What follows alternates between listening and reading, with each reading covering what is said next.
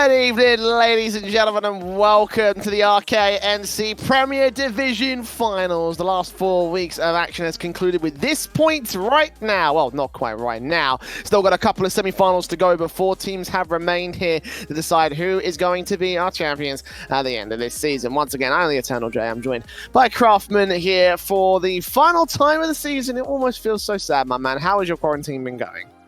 Michael, you're using my lines against me. My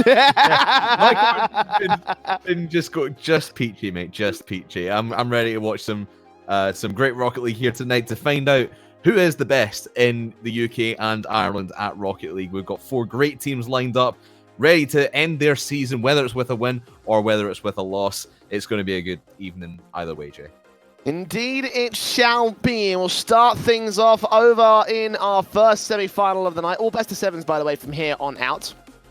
As we have the good folks of PI taking on Exilium, and as part of our first semi-final. Now, these guys came in on the Exilium side as the lowest seed in this one. They came in from the round of 6 of the fight against PI, who came top end of their group, if I recall correctly. I think they were in Group A. Had a pretty stellar performance, all things considered here, Crafters. Yeah, PI just sweeping through their group 5-0, no hiccups whatsoever, straight into the semi-final. They obviously didn't have to play last week in the quarterfinals to make it to this stage. So they've having a great season, but Exilium have been hot on their heels pretty much. They've been playing in the other group. They went 3-2 in league play. Not to be sniffed at, though. They did end up getting beat by Rainman, who also went 5-0, who we'll see in the second semi-final tonight. But the last couple of weeks, we've seen them, Jay, and Exilium have looked on fire. They've looked a lot, I wouldn't say on fire, they've looked a bit shaky at sometimes, but they have got it together, and when they are on form, they can be one of the best teams in this league and are a hot contender to take home the title tonight. Yeah, I think so too. Like, take a look at the players on this side, and you see that they've got, rival series experience. They've got some decent level in the G-Finity Elite series, and there's some of the the historic sort of things going back for their own right. Like Exilium themselves have also been around the scene quite a little bit. Not quite competing on that same kind of a level, but they've also had some pretty consistent results. Crisis, Cynical, King JS. Like, these are names that I've personally seen at least a few of them in the arena clash, for example. So it's not like they have got the worst experience in the world, but they've got a decent stance coming into this series, and I can see a little bit of promise here from the Exilium side. But I have to agree when I say that PI seem to just have the better talents all in all, and they are one of the favorites, as you mentioned, touted to win the whole thing. So I think for the most part, most predictions will be favoring that PI squad. Yeah, I would say so as well, but I wouldn't count Exilium out just yet. Like I said, had a great couple of weeks, especially last week when they were taking on Stay Fresh in their best of 7 quarterfinal. Obviously taking 4 out of the 5 games that they played there. So my prediction in this one, Jay, is going to be a little bit closer than what people might expect. I'm going to go 4-2 in favor of PI. I am going to agree on that front. I am going to go 4-2 in the favor of PI. I kind of had that whole thing down. I think that there's a chance that they'll be able to go pretty far for the Exilium side, but when it comes down to that, those final few games, I feel like it kind of will fall to pieces a little bit. I'm looking for an early start from these guys before PI get the adjustment in. In game 1, we'll already see the first attacking force coming in from King JS, denied by Rafro and Polar here on the defensive. Tedder will try to look for his way back out, but King JS will keep the pressure up here. So what I'm expecting out of these kind of players, from the Exilium side, just continuous pressure and aggression, and they are throwing PI off quite a little bit, just trying to scramble to get this backline on the backboard in play. King JS with a good strike, but Polar with a better save. Yeah, and for me, King JS is really on a redemption tour this week. Last week it was not his best performance in shooting, hitting the crossbar, hitting the posts as well, not giving his team great opportunities and just really missing open net. So I'm watching King with keen eyes tonight to see if he can make a comeback. Tedder up off the box position. Cynical there with a simple save, and King JS again going to try and maintain control at the midfield. Another good challenge on towards Tedder, but Tedder wins it out overall and sets up a counter-attack for Polar here.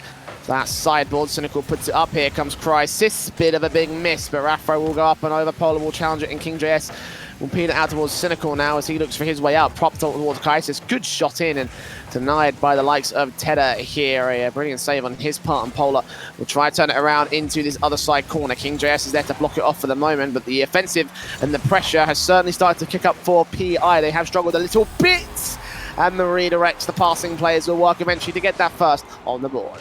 And that's what we've seen the last couple of weeks from Exilium, where they can pressure a lot, but when the pressure is flipped back on them in their own half, they do seem to struggle a little bit, and there's another a defensive mistake in net. Couldn't quite see who it was, but really out of position, and Raffro wide open net to shoot on there. And again, that first being scored leaves us in a bit of a weird, awkward position now for the Exilium side. I expected them to get the early sort of game advantage, but so far that's not been the case. And it's Polar passing towards Raffro, bumping on Cynical. No, he gets that save in of his own right. Just barely keeping control for Exilium at this 1-goal disadvantage. You can see the passing and pressure still pushing out from Polar and co. Backboard in Tedder's nowhere to be seen. And Raffro can't quite readjust to this one. The ball off the backboard. Raffro will look for his second touch back in, and Tedder double committing with that one. We'll throw the offensive off for a moment. A counter attack can ensue from King JS as he returns. Good block from Polar all the same. And PI will just contest out of the blue half. PI just happy to sit back a little bit, let the challenges come to them, and pick their moments when they can. There goes Polar on a one-on-one with Crisis, but good decision to take it over to Tada on the left-hand side. But now they really want to, if you're Exilium, you really start wanting to ramp in the heat up. You know you can hold PI in their own half a lot more. So I want to see them hold the midfield, get those challenges where they can. Crisis off the backboard. Polar will take control. And King JS to feed it past Cynical. Good play into the centre line as well. Crisis a little bit late to team this one up. I guess they aren't expecting these challenges to go quite as well for the Exilium side, and understandably so. Tee up again from the midfield. We'll go eventually to that corner as Cynical and Crisis continue the pressure off the backboard. Cynical will try and adjust to this ball's position, but as Demo comes in on Polar, Crisis mispositioning, and all in all, the touches coming out of the midfield control of PI mostly work against any offensive for Exilium. They've tried a couple different times. They haven't quite made any happen on target. That's one for Crisis. There's Raffo there with a simple block off, and 63 points of boost. Good interception from King JS though, and they weren't expecting that. Exilium going to equalize the board. Yeah, great awareness here from King, realizing Tadaz bringing this out, and try past really to no one, and nobody was there. King picking that one up. Great start for him in this series. That makes us dead set it even with a little under 2 minutes to go. The counter's coming in from Exilium. Awkward kickoffs as well for PI. That left the net open a little bit. Cynical couldn't get his shot on target. Instead, it's Tadar with the simple turn away as Raffro passes to that man. Cynical there to challenge and pinches it out of position, but Tadar still in position to try and challenge it. That goes over the likes of Crisis, but off the crossbar, so no goal for the lead of PI. It's King JS now, teeing up from that corner again. Tedder trying to contest it. Crisis will ramp his way back over. No points of boost. Passing it towards his teammate, but Cynical can only shoot wide. Too much pressure in the defense, and Exilium will waste a great opportunity. They will still press with the pressure, though. They've gained some advantage out of this. They need to try and convert it to a goal really soon, though.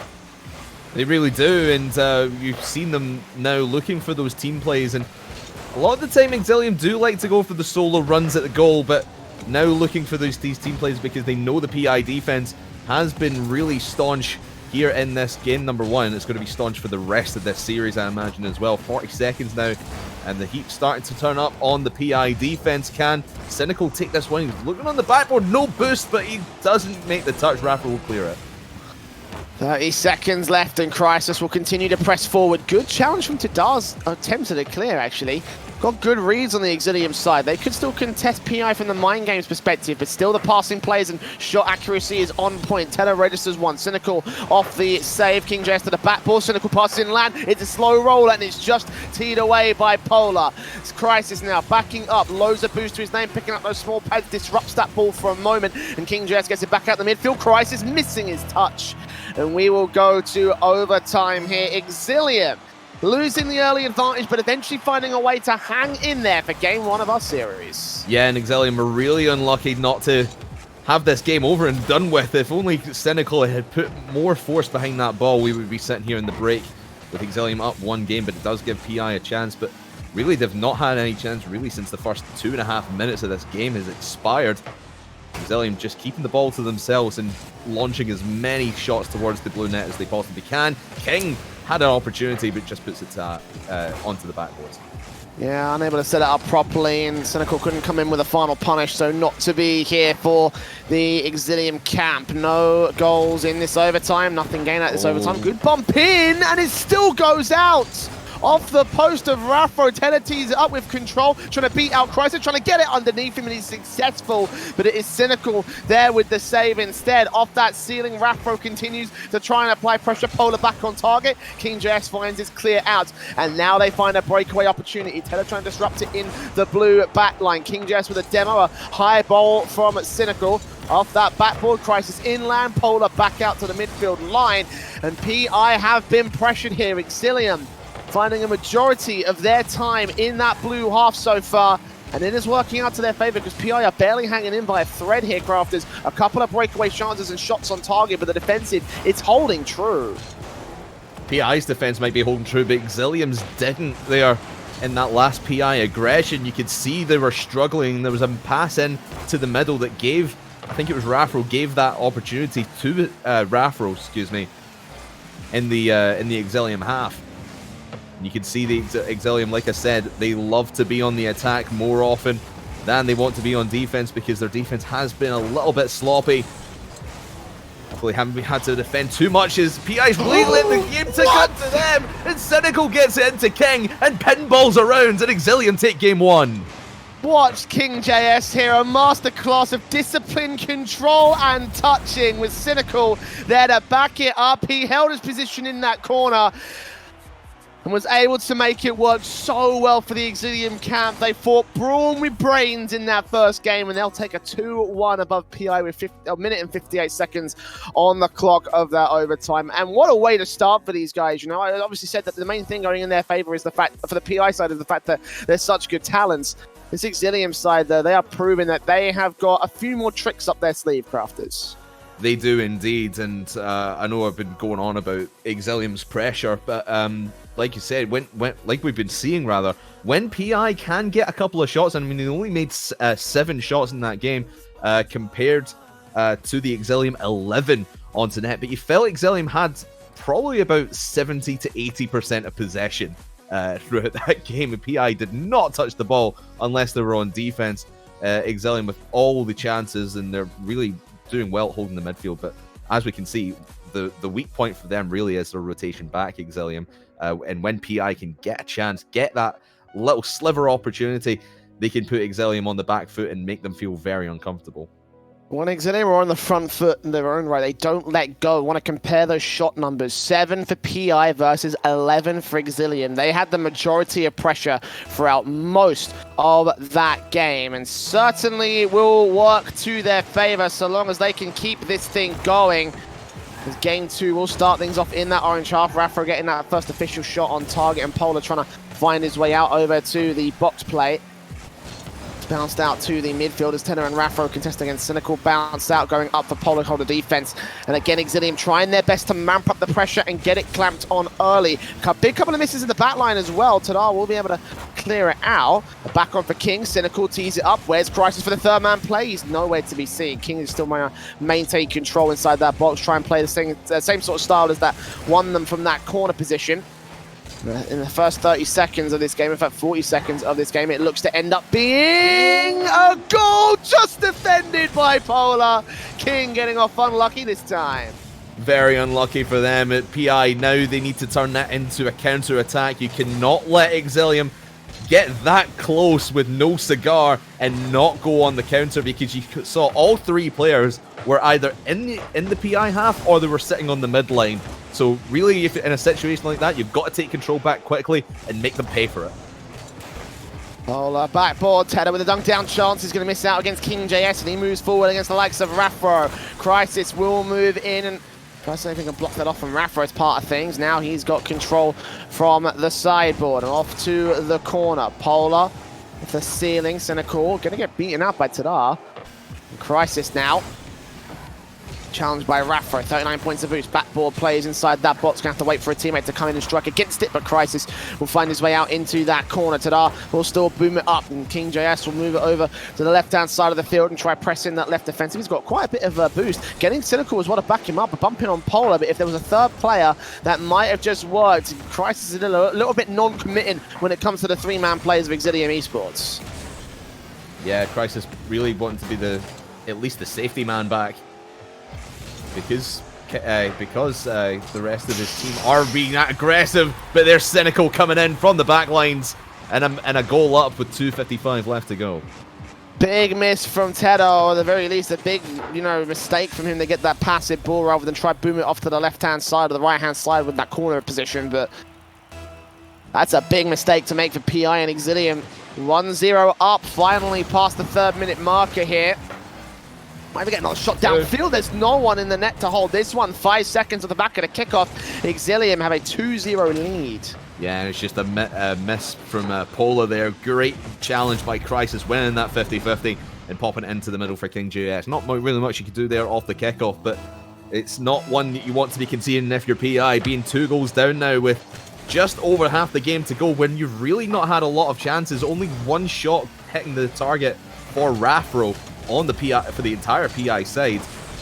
So they really need to get the ball in their hands and work some magic down in this orange half, because it's turning out the same as game number 1 here, Jay. They're not getting a lot of opportunities, and Exilium is just holding fort.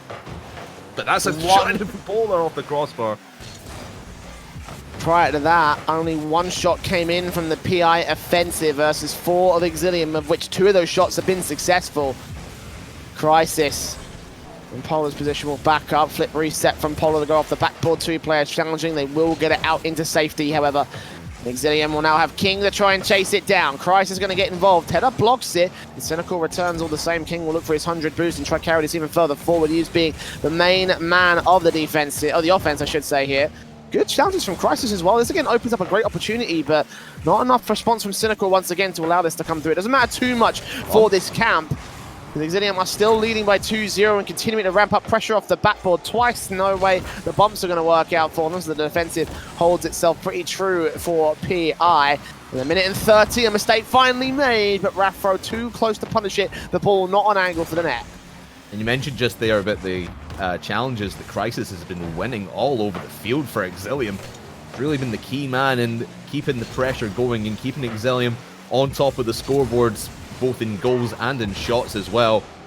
PI really have no answer for that. That's a wide open backline to Da. Will just get a shot into him by King JS, but now they have to work out of their own backfield. Good infield pass, and outfield pass in fact, between Raffro and Tada, but nothing going towards net. And with a minute left now, they need to be going quickly, and they've really not been showing their pace here in this series so far, Jay. 47 seconds left, and time is ticking away for PI to equalize. A good shot from Tedder is going to get turned away by King JS instead. Raffro continues in from the corner, trying to see if he can get it set up towards the box. Demo in. Polar can't react to it. Crisis passing to King JS off to the back, but he gets demoed out by Raffro. Smart play from him, but Cynical still pops it into the box, registers a shot on target. Raffro with that save. Tedder back into Polar, back off to the backboard. Cynical should defend that position, but Raffro still in position to respond to it as Tedder starts getting some demos and bumps in the back line. They have 15 seconds to turn a goal in and then get a kickoff for PI, and Exilium are still holding the defense. Finally, a mistake's been forced, and Tedder gets the first for PI. Yeah, and it was Polar just going for these bumps and demos. Who does he take out here? It's Cynical moving. He bumps him out of the way, in fact. I think he got the demo onto King, maybe, to send him away out of the net. But with 10 seconds left, PI have a chance. Gotta get this kickoff though. Polar starts things off on the right foot, but it's quickly returned by the orange side defense. Crisis, that one's gonna be a bit too wide, but King JS keeps the pressure going. The ball's right on the floor, just barely kept alive. And now Polar with a dribble back downfield. He's got to try and hold this. Raffro there to receive it. But Crisis can just block it off and just intercept the play. You can see the idea in the passing there, almost working out from PI, but not to be. 2-1 up for Exilium in Game 2, and a 2-0 series currently on the board for these guys. Boy, oh boy, what do PI have to do to get themselves back into this series is really the question that they're asking themselves in their communications just now, Jay. And for me, it's more about winning more challenges, because we mentioned about Crisis winning challenges in the blue half, and that's really what's been keeping Exilium going. That's what's been keeping the pressure on the PI backline and not allowing them to move out of their own half. So if they can start winning challenges, and for me as well, the challenges that they are winning, they're not setting the rest of their team up. I saw a couple of times Raffro would either pass into space or win a challenge, but then nobody was there to back him up.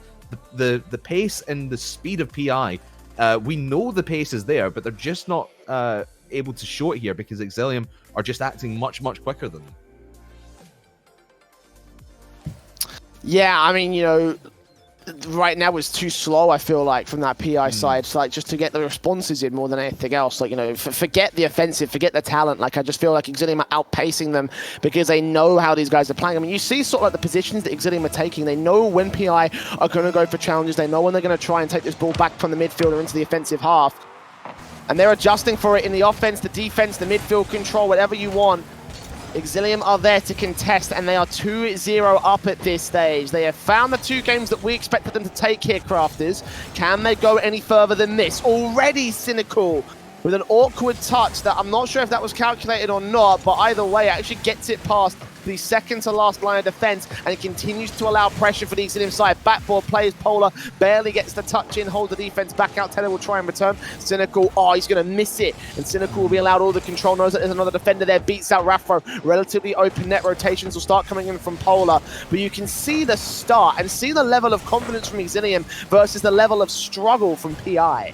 Yeah, and it was very apparent in that dribble that Tadao was trying to put on there. I don't think he had a lot of boost, so he tried to hand off to his teammate, but no one was there to accept the ball for him, and it just leaves it for Exilium to pick up and keep the pressure in the blue half. PI can't push out.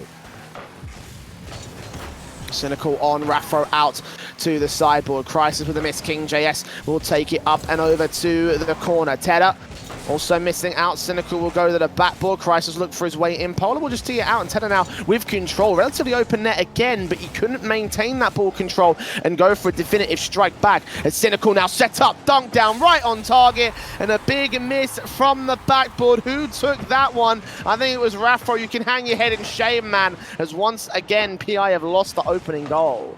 Yeah, you cannot miss the shots like that. If you're the last man in defense, which really Raffro, when he's on the backboard, he is the last man back. No one was in goal, and to be honest, you really should have had someone on the back post there. He shouldn't have been cleared out like PI, where you know how fast Exilium are going to play, and you really should be prepared for that, and their defense is starting to struggle. The cracks are starting to form.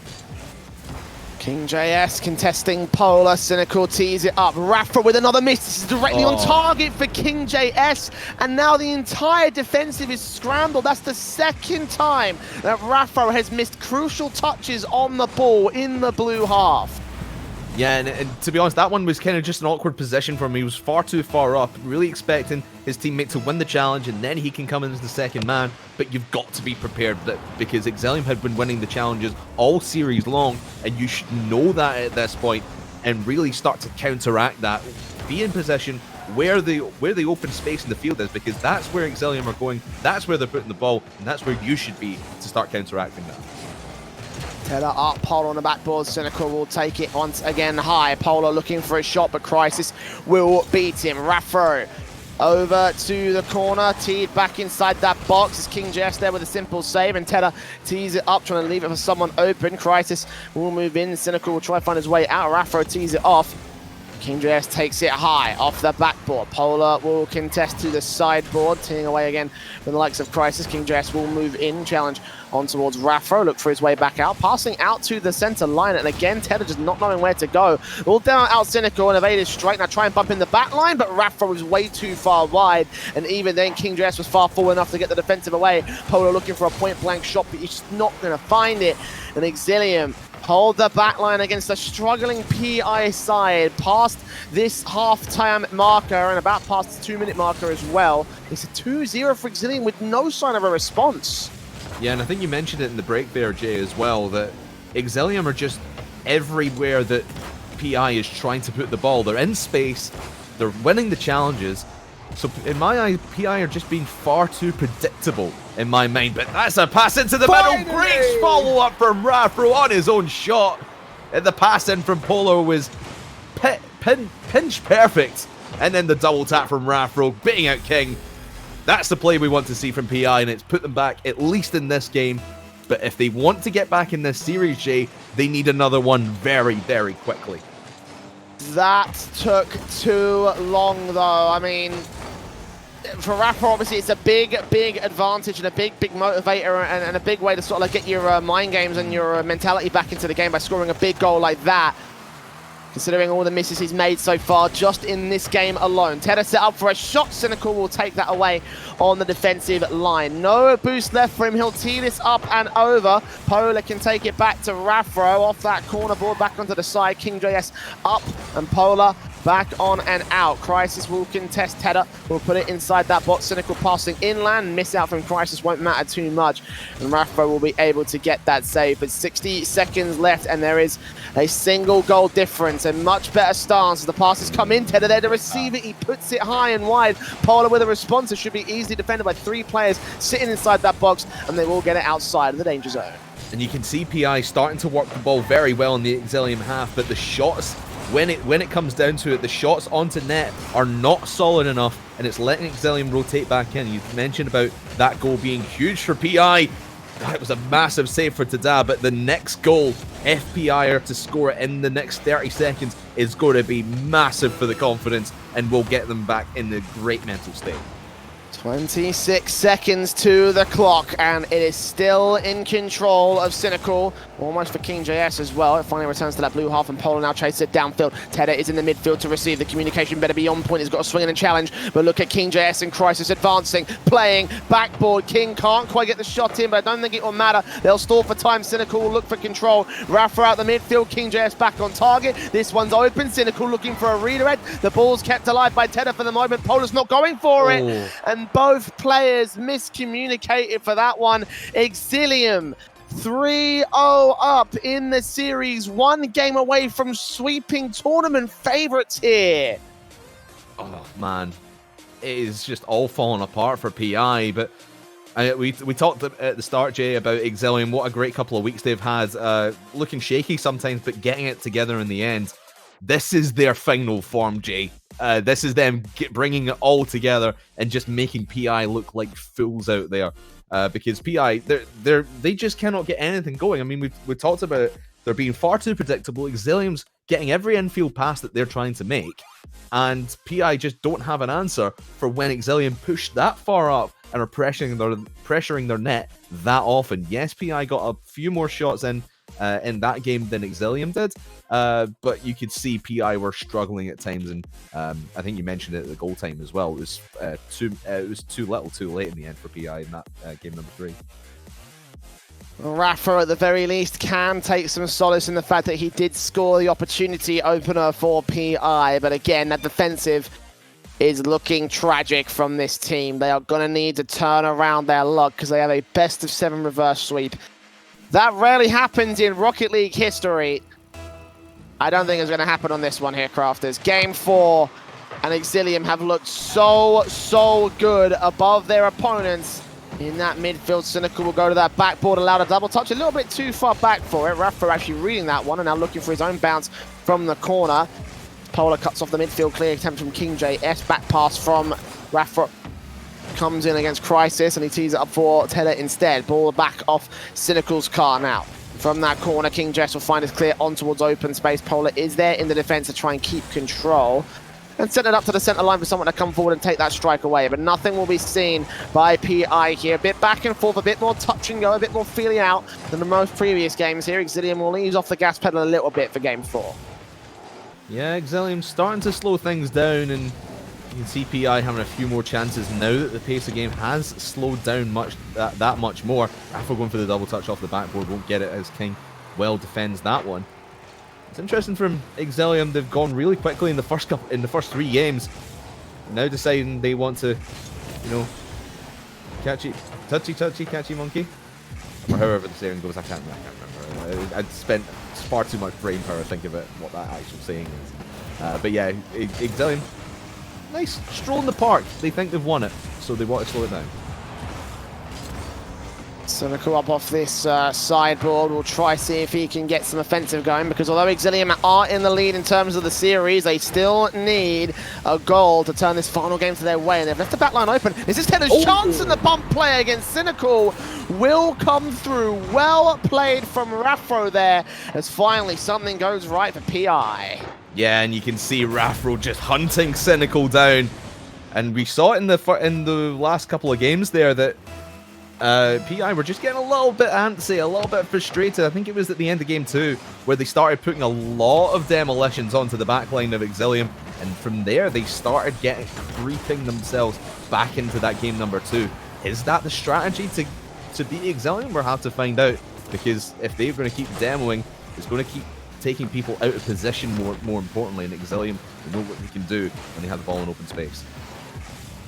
Ball out the center. Tedder will find his way out. Cynical contesting. 3 minutes to the clock. Plenty of time for Exilium to respond to this. But Polar going off that backboard. In fact, that one's on target. It will have slipped below the crossbar. As Crisis comes in with a save, Cynical will do the exact same. And Tedder sets up Raffro now to take this off the backboard for a second touch. It won't happen for Cynical's part of things. Polar in, looking for his second touch of the backboard all the same. And Crisis have to get that save, and Raffro chasing it inside that box. Throwing up from Tedder will bounce high. Chance for Polar. A little bit too far out position. He uses it for Raffro instead. Baits in some of the defensive, but Crisis still gets that save. And PI looking a lot more confident here in that offensive. And in this game 4, if only this come out earlier in the series, Polar set up to the backboard. Cynical can't get control. He will just push it out of Tedder's striking range. You can only get a touch in and keep it inside this orange half. A return attempt from King JS is responded to by Raffro. Oh, that ball's on target from Tedder. And I didn't think it would go in, but 2-0 will be on the board for PI. Yeah, and I don't think the Exilium defense thought this one was going to bounce in off the roof and into the goal from Tada. And that's the first time that PI have scored 2 goals in a single game in this matchup so far. So well done to them, and I completely agree with you, Jay. They are looking a lot more confident in the offense, and that's starting to creep into their defense as well. Polar with a great save. But the Exilium I've been very critical of the Exilium defense in the past, Jay, and even earlier on in this series, where they looked a bit shaky on the back line. But that sustained pressure from PI just got to them in the end. But there were some great moments of defense from Exilium, and starting to hold their own. But that's a big mistouch from King JS, and it goes out to Polar for the 3-0. That's gonna cost them. Looking much better, however, from the PI side, as Polar will now go 3-0 up for his team. This is much more like the team I think we're expecting to see as well here, Crafters. Exilium have brought it close, but is this going to be the start of the end of the beginning of the end for Exilium's run in this tournament? Well, Cynical says no as he takes his shot down, and even so, we still have 4 games to play out before they lose to the likes of PI. Polar up, Raffro here high off the backboard into the center, with Cynical and King JS coming into the defense, and Crisis puts this one outfield. Polar will take it off that sideboard, missing it out, leaving it for another. Raffro will be forced back. King JS blocks it off. Here comes Cynical with a strike. Oh, it bounces off the post barely by Raffro's part, but now Crisis picking up the pace, going inside that box one more time. Raffro will find a dribble back and try and evade him entirely. King JS will leave this one open for Cynical, and now it feels like Exilium are the ones that are panicking and struggling. Yeah, and a couple of unlucky things going their way. Can't finish that one. King putting a soft shot to net. And we talked about PI with their soft touches and their soft shots towards the Exilium net really costing them in the first couple of games. Now we're starting to see it from Exilium as well. They need to be a little bit more solid when it comes to finishing. And now with 33 seconds left, you're really not going to win this once we start preparing for game number 5. Yeah, definitely want to get any sort of consolation prize here. Keep the morale left high. That bump play, though, is not encouraging. Cynical beaten to the midfield by Polar. Crisis goes up. King looking for a redirect. Nice attempt on there, but it will be taken away by Raffro for this one. Cynical also challenging off from that box position. Crisis goes up, dunks it right down. Blocked away by Polar. And 6 seconds remain here, so this game most certainly will be over. Ball up, still killed on the floor by the likes of Raffro. So, a confident set of games, a match point still favouring the likes of Exilium, but PI in that last one looked so much better here, Crafters. Like, this is the team that we wanted to see from the start of the series. finally coming to fruition here. Can they carry this all the way forward for the comeback is the new question on everyone's minds. Yeah, honestly, the difference is night and day between the first 3 games and that game number 4 with PI. They've been looking for each other much more. And to be honest, the Exilium have just kind of receded. And we talked about at the start of that game how they were slowing the game down. That was probably the mistake they made, and just let PI play at a pace that suited them. Because when Exilium slowed it down, really you slow games down in a certain game when you're ahead by maybe 3 or 4 goals and you just want to run the clock out. But Exilium slowed it down from the start, and I think that really backfired on them because PI were just ready for that. They were ready to pounce. So Exilium need to turn up the heat again because that's how they won the first 3 games. And that's how they'll win the series if they do eventually go on to do that. Well, it is the start of an opportunity for this PI side. But again, they need a full best of 7 reverse sweep here, Crafters. It will still not be easy, even though they seem to have regained their confidence and control. And game 2 will look to be interesting. Rafro off the sideboard, teeing this one up and over, contesting against King JS into that corner. Ball played out to the right-hand field. Polar tees it up and now looks for a dribble play back on the backboard in towards Tedder next. Good block by Cynical. And follow-up from Rafro will go back on target, but Crisis will be there to turn it away. So for the most part, is again the confident offensive being responded to by the confident defensive of Exilium. But again, for PI, I have to stress how much better this looks compared to the early series. In the first 30 seconds, it has been all them in that orange half. A turn away, right, finally to build up some pressure here from Crisis and Co. Pass in towards King JS, turn away by Polar. Cynical, nowhere to be seen again. They do not commit to these 3-man plays, Exilium. I think it's costed them some great opportunities throughout the course of this series. Certainly is, and Cynical giving up a lot of ground there, but he does eventually pounce on the ball. You see, let's Tada into the back lines. Oh, is that one going in? Oh, almost did as well. Polar able to get the clutch save right at the end. But this one might be a good setup for Crisis on the left-hand side. Will not happen. King trying to get it over the defense. Will not happen. But yeah, Exilium starting to show a bit of a weakness here, Jay. And PI starting to weld their way back into the series. But like you said, a long, long way to go if you're PI to get that reverse sweep. Oh, good challenge by Cynical. Just pushed out by Rafro. Ran out of boost, could not make his way in. Still sets up King JS and Crisis for a decent play. Rafro is there to defend it again. And now King JS with plenty of boost is demoed out by Polar instead. So can't use that 100 to try and out-dribble his way to victory. PI control their own side of the field. King JS and Crisis bumping each other out of the way. That might still lay an advantage though. Still blocked in there. Cynical. And the 3-man play finally comes through for Exilium. They've got another early lead.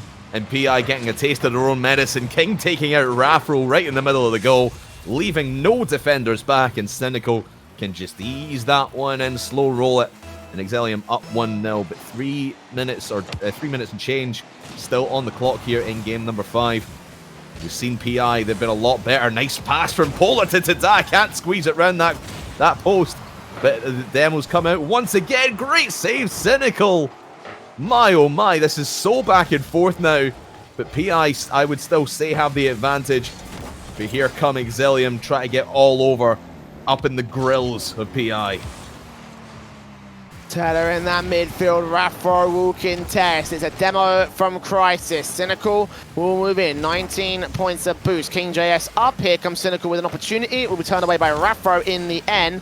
So the ball goes back off from the corner. Chance for Crisis to dunk right down inside that box. Cynical will follow up to the backboard. 3rd-man play will not come through. They have forced the issue on the boost. And Exilium have gone back to refuel and re-aggress. King JS will come in from the corner. Tada with a couple of good challenges. Cynical passed into on the sideboard now. It's Polar that teases one out of position, but the midfield is dominated here by Exilium. Pass into King. Good block from Rafro. Slow roller, slow ball up to the upper corner. Crisis still presses the issue here from this corner of their own right. Ball back on. Is that going to go in? No, it will be off the backboard instead. But King J still with a decent opportunity presenting itself off the backboard. Here comes Crisis for the dunk down. And now it's looking confident. Now PI is slipping back into old habits. Yeah, and Crisis, great touchdown there, but Crisis for me has been the man really taking the PI role on Exilium Esports on this game. He's been bumping and demoing everyone on the back line. And you get what's coming to you if you're bumping and demoing. You get a taste of your own medicine, like I said.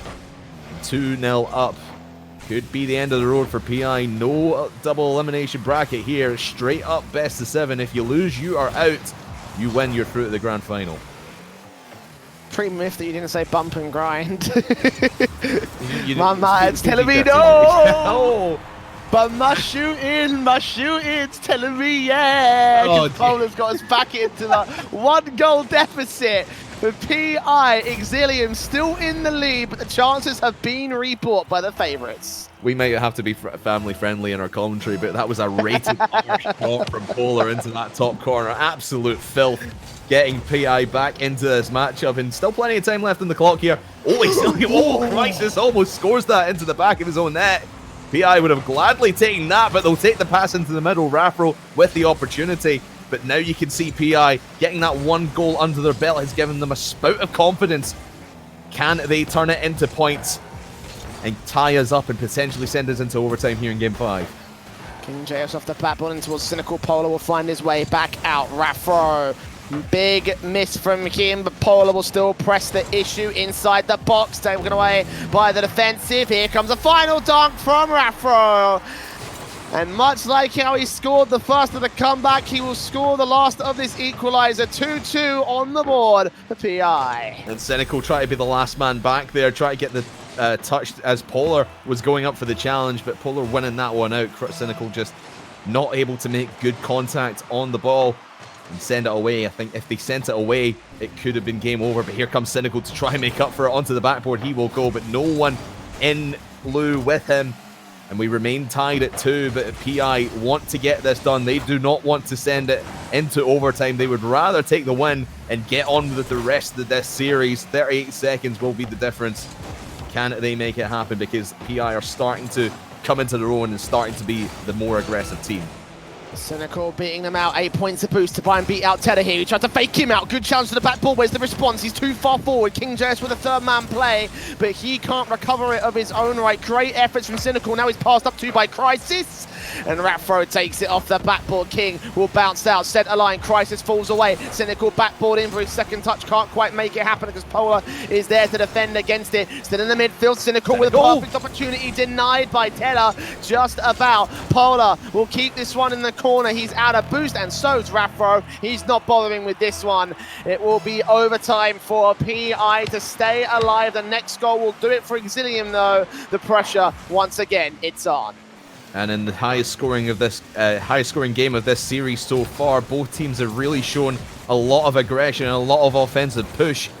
But at the same time as that, their defenses have been outstanding. I mean, Rafro with 5 saves on his own in regulation. Outstanding work from him. But Exilium still trying to force some mistakes. Rafro gets taken out of the play there by Crisis. Where's King? Over the top. He will go. Bouncing down off the backboard. And they will finally clear, well, PI, but Cynical keeping the pressure down, and you can see the chances that Exilium are getting because PI just cannot clear as solidly as they would like to. Oh, goodness gracious me. I thought Tedder didn't do enough to save that one. You can feel it. Crisis beating out the last. This is right on. No! Rafro gets it out of the net by the skin of his teeth. That one grazed the line. And somehow PI save an open one. Tedder now looking for his way out. Needs to find some sort of position against Crisis. Good block. Rafro challenge. Crisis still on this, but Polar will find his clear to the orange half. Try and relieve a little bit of the pressure, but look at how quick King JS is to reapply it. Cynical off the backboard as well. And Crisis will come forward for his final setup here. King can't receive that pass. Actually, he's nice to be able to do so, as Rafro's not bothering to challenge here. Ball inside that box, and PI have to wrap back over and contest against it. The midfield control is certainly with the likes of Exilium, though, as they continue to shoot to the corner, to the backboard, to the target. Off the backboard this time for King JS. Polar will find his clear out, but they can't set up an offensive here for PI. They can't because Exilium are just going at 100 miles an hour. Try to get anything going past this PI defense, which is rotating so well. I mentioned Rafro and his 5 saves in regulation. That save on the way back, I can't remember who the shot was coming in from, but it was outstanding. Oh, that's an open net. Polar not be able to make contact. Exilium were able to clear their lines, but here comes PI on the aggression now, Jay. King to Cynical to the box. They're going to back off. Polar will challenge. Cynical will actually find a shot registered on target, but now it's Raffro with a chase back downfield. Here comes Tedder. Good challenge from Crisis. Stops it from going any further for PI. That ball, meanwhile, makes its way all the way out. Just blocked out. Here comes King into the corner now. Raffro, 45 points of boost, will challenge, put that ball out to the corner position. Hundreds will get picked up as King moves out position and falls it into the box. Polar's the only defensive, but it hasn't been as confident from Exilium on these challenges. They are putting it out position for the offensive, but the defense has been a little bit more, given a bit more room to breathe on the part of PI, I think is the thing I'm going for the Exilium side. And they haven't been outplaying them in quite the same sort of way.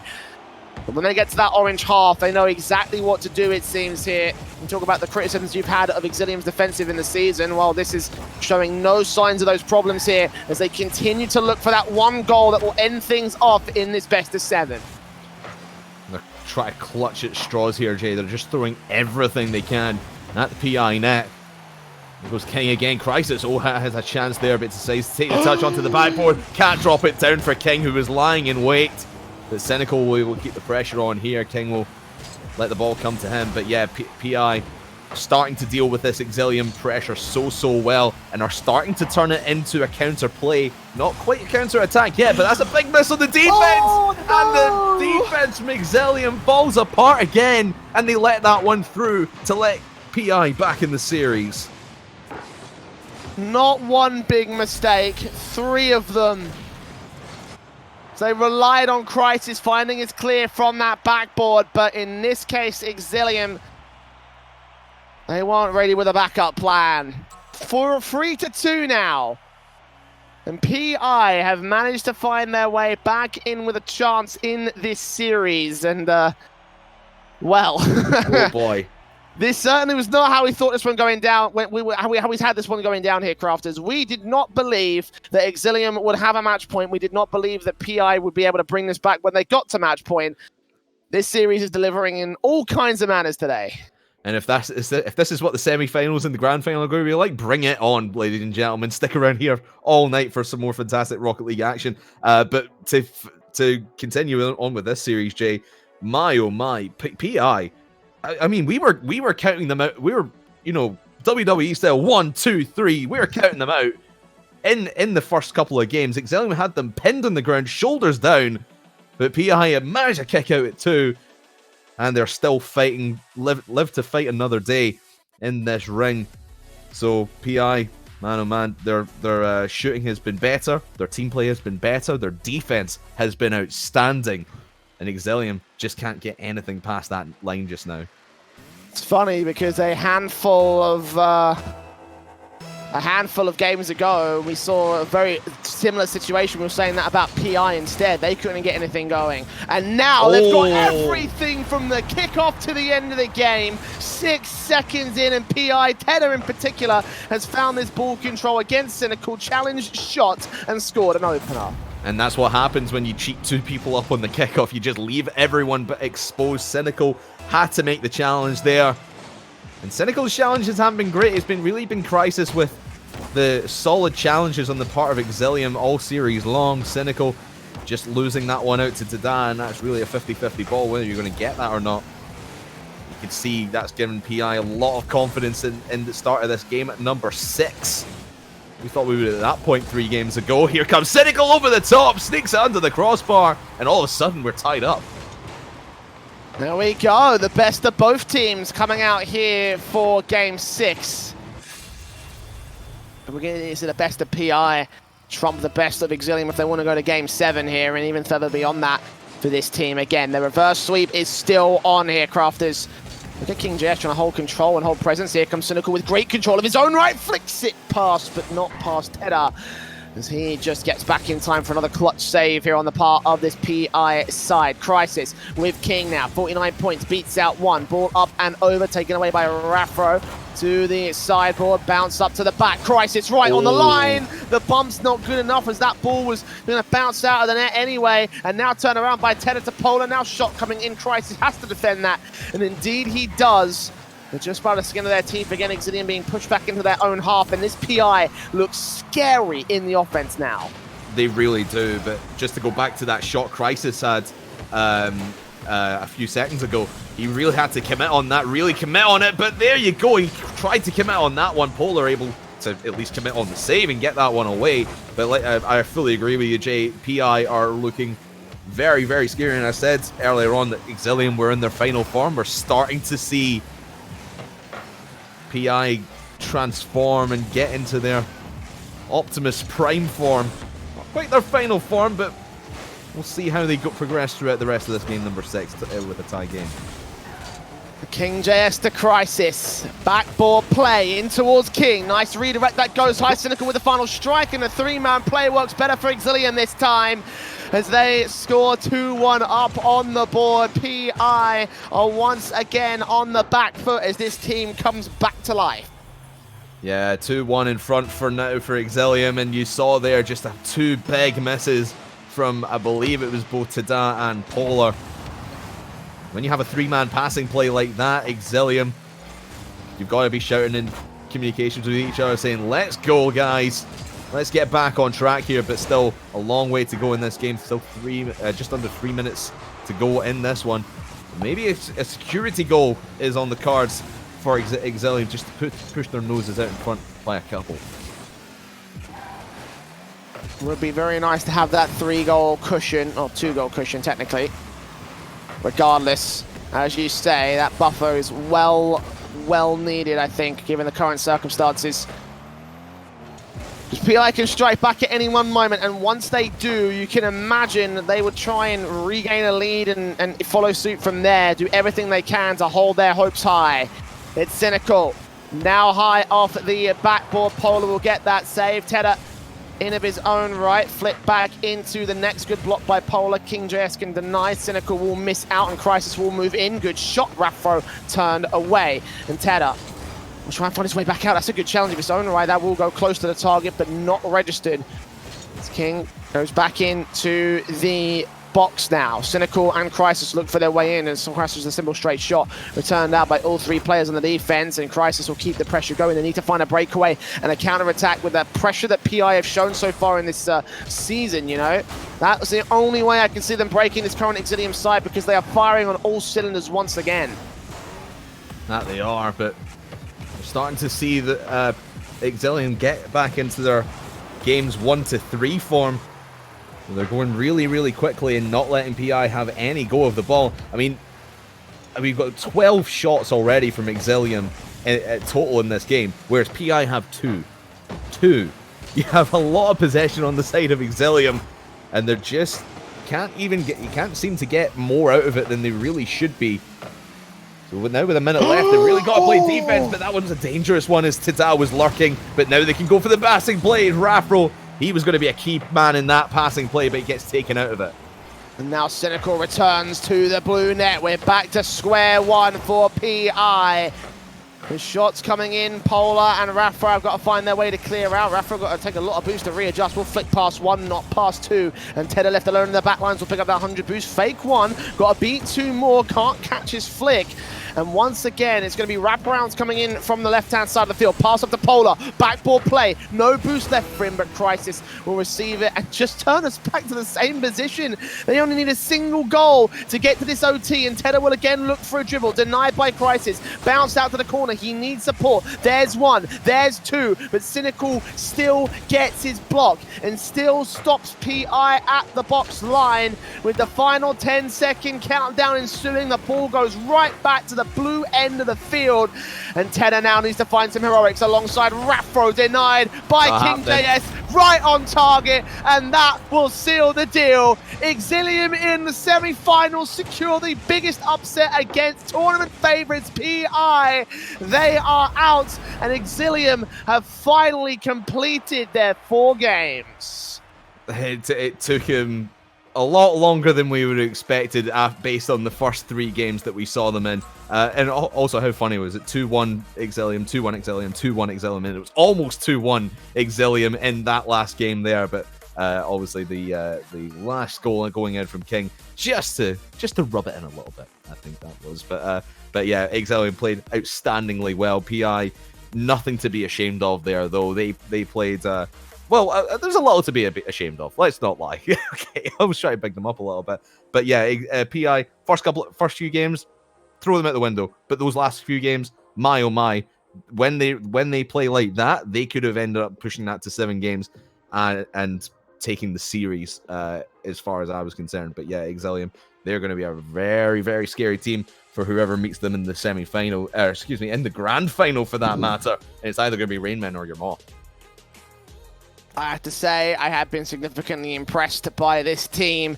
And as you say, Rainmen and Yamura were watching that last one. I hope they've got themselves prepared because they're taking each other on for a chance to fight that. We're going to go to a break and see if they can cut the mustard in our second semi-final of the night. Do not go anywhere.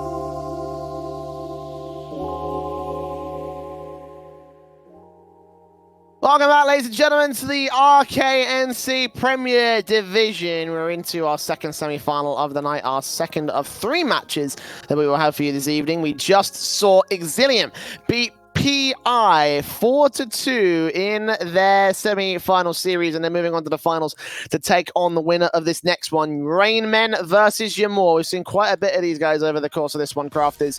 Talk to me about them, tell me. Yeah, we've seen Ymor the last couple of weeks, and it's safe to say, again, I will acknowledge it. Yes, they're a Scottish-based team with shots in Kilzafi. It's Kilzafi, not Kilzafe. Calzafay. They've also got Cal, which makes it even more confusing. Yeah. You can't even shorten it to Cal. Anyway, we've seen Ymor, again, I'll acknowledge it, Scottish name. I have trouble saying it because it means mum, but you know, get through it. I'm gesturing towards my camera, even though I'm not on camera. Getting that into it. Yeah.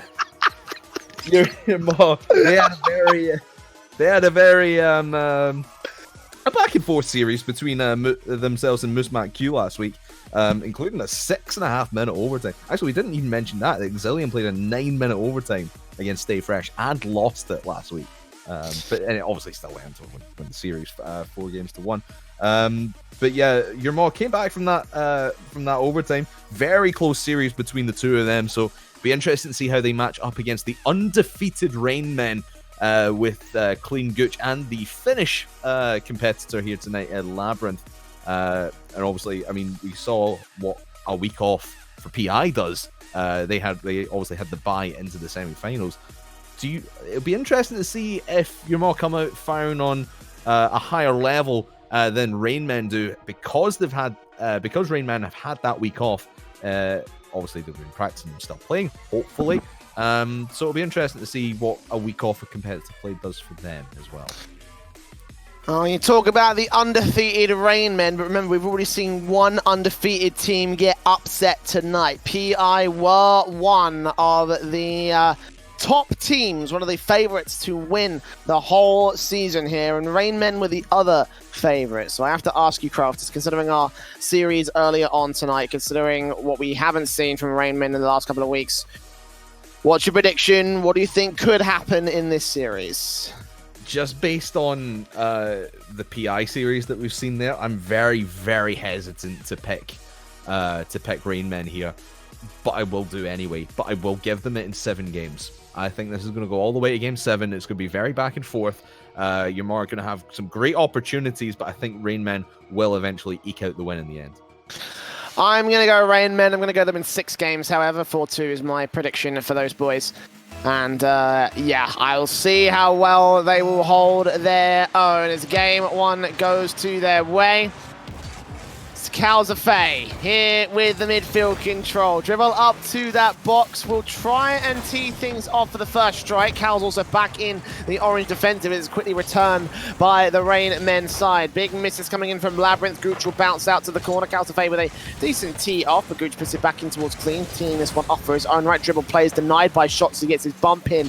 You can already see Ymor getting physical. They do not want to let Rainmen gain any advantage. Even with no boost, they'll still get the offensive plays going. Shots on target. Denied by Labyrinth. We talked about that physical gameplay from Ymor as well, and we've seen that in the last couple of weeks. Shot in from Cal will not go past the likes of Gooch. Labyrinth now takes that one up the wall, but yeah, very feely out first game, as it usually tends to be in these situations, Jay, but we'll see how the play develops and how they want to play around each other. Definitely, I would say, very even just now. No real team coming out with an advantage. Also, what car is Clean in? I've just noticed that. Hey, look, if Flakes has taught us anything, his cars don't really matter in Rocket League. It's all about that skill. Although that being said, FC Barcelona did drop 3 places in 1 week, so you know, I'll leave that to its own devices. Swings and roundabouts. Yeah.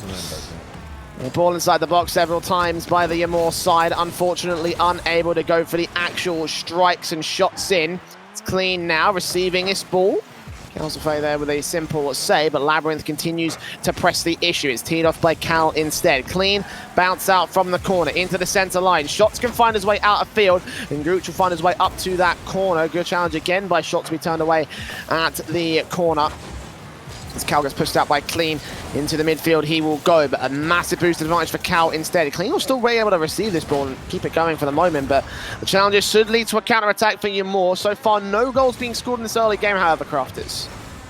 Yeah, but everyone just happy to sit back. Zafi going up for the double touch, though, will be denied out by Gooch. And now you can start to see everyone getting a little bit antsy. They're trying to, or at least Yamor getting a little bit antsy, trying to make something happen in the blue half of the field. The Rainmen are able to defend it very, very well, and neither team, also Yamor, have had a bit more aggression here in the first 2.5 minutes of this game, but they're not really committing, like compared to the Exilium game and the Exilium speed and aggression that we saw in that last series.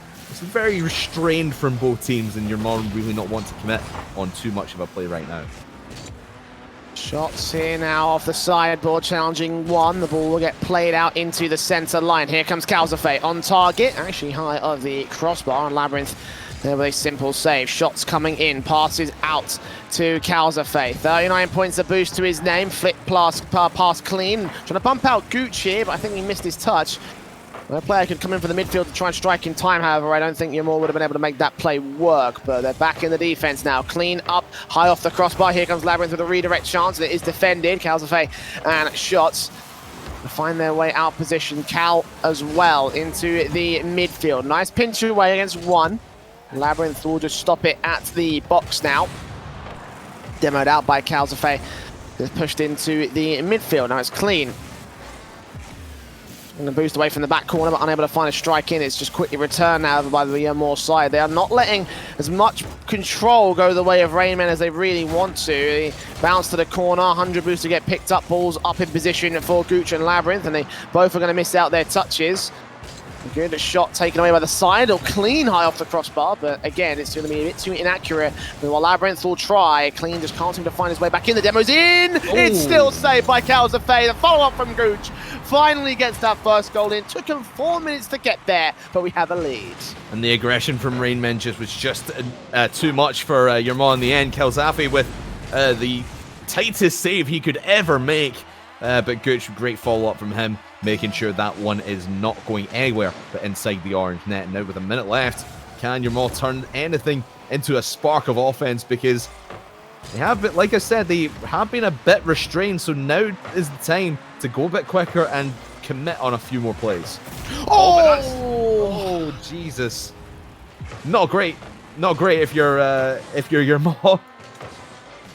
As that one goes in, and just Gooch over the top, Calzafe. Another trying to go for the clutch save once again, but Gooch, great couple of goals from him.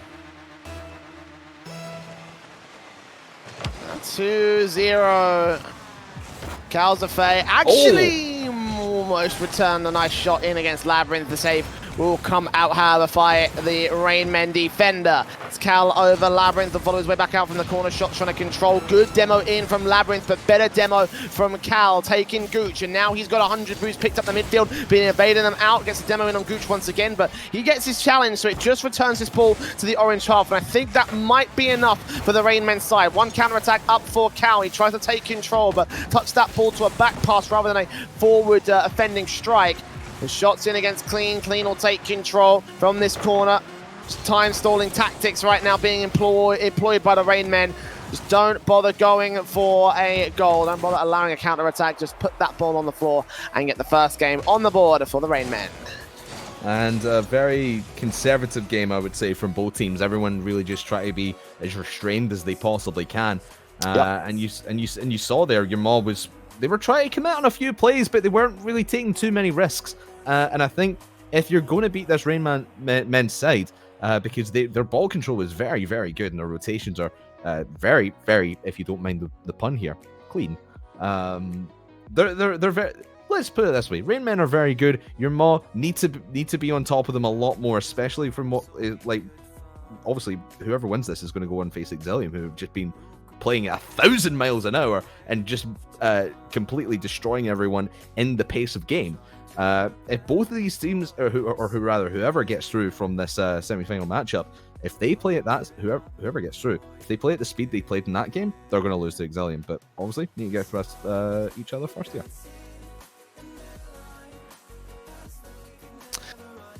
Rain Men did get, you know, did eventually get aggressive and eventually find their way into an opening game here. But as you say, I'm very surprised how reserved this whole thing was from this squad. So we'll see whether or not they can turn it around and get a bit more aggressive for game 2. Whether or not the play that they just take the same standard style that they did in game 2 and from the rest of the series. I mean, it worked for a game victory, so why not?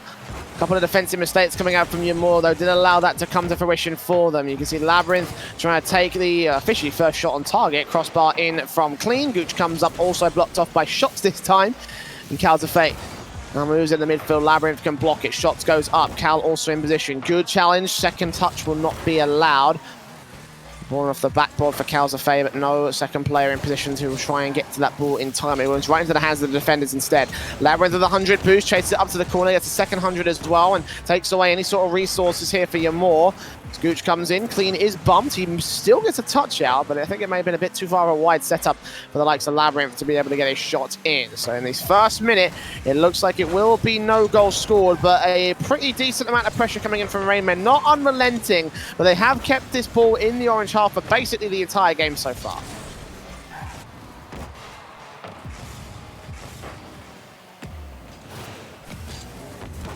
Clean up at the midfield. Cal will be there into the box here. Gooch will contest.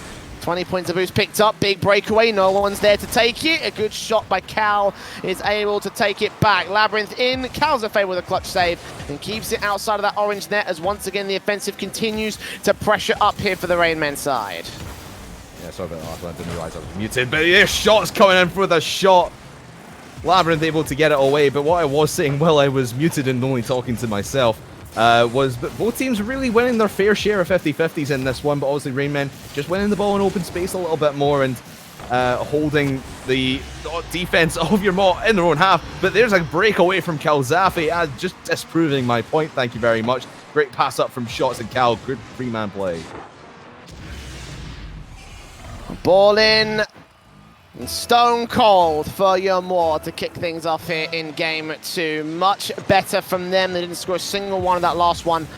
Defensive hour picking up from Gooch, just blocked by Shots off the backboard. Labyrinth can't follow up with his own shot of his own. Calzafay will go up again to the backside position. It's Shots there with a similar defensive, and Calzafay will get beaten out.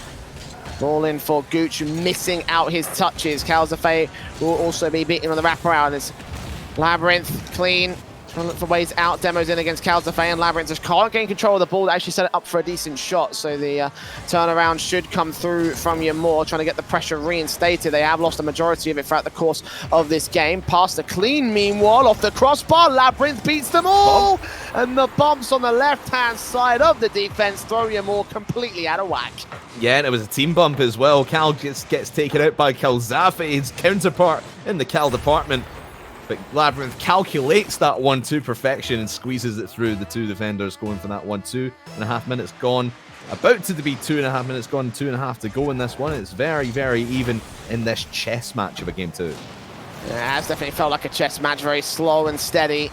And calculating more than anything else, taking a moment to figure out the best position, the best moves, the best plays here. Rainmen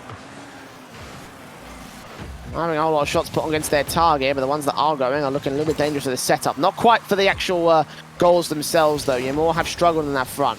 Ball in for Cal, will go high off the backboard. Gooch will find his way out. Shots will turn it to the corner position. No boost left for him, though, for that initial setup. He's got to rely on his teammates, and no one is there to receive. Labyrinth now controlling this ball with a nice aerial dribble. Up against Cal, though, he'll be able to deny. Gooch sets it up for Clean now, reaching that ball first, getting the challenge in. Ball directly in front, but Labyrinth a little bit too late to the party. Couldn't go for the strike on target. Can take it high off the crossbar instead. The passing towards Clean will be denied by Shots. And Gooch responds, returns, tries to get more pressure going for his team. Good pass from Clean to Gooch again, off the post, directly in the side of the box, and Labyrinth chokes it.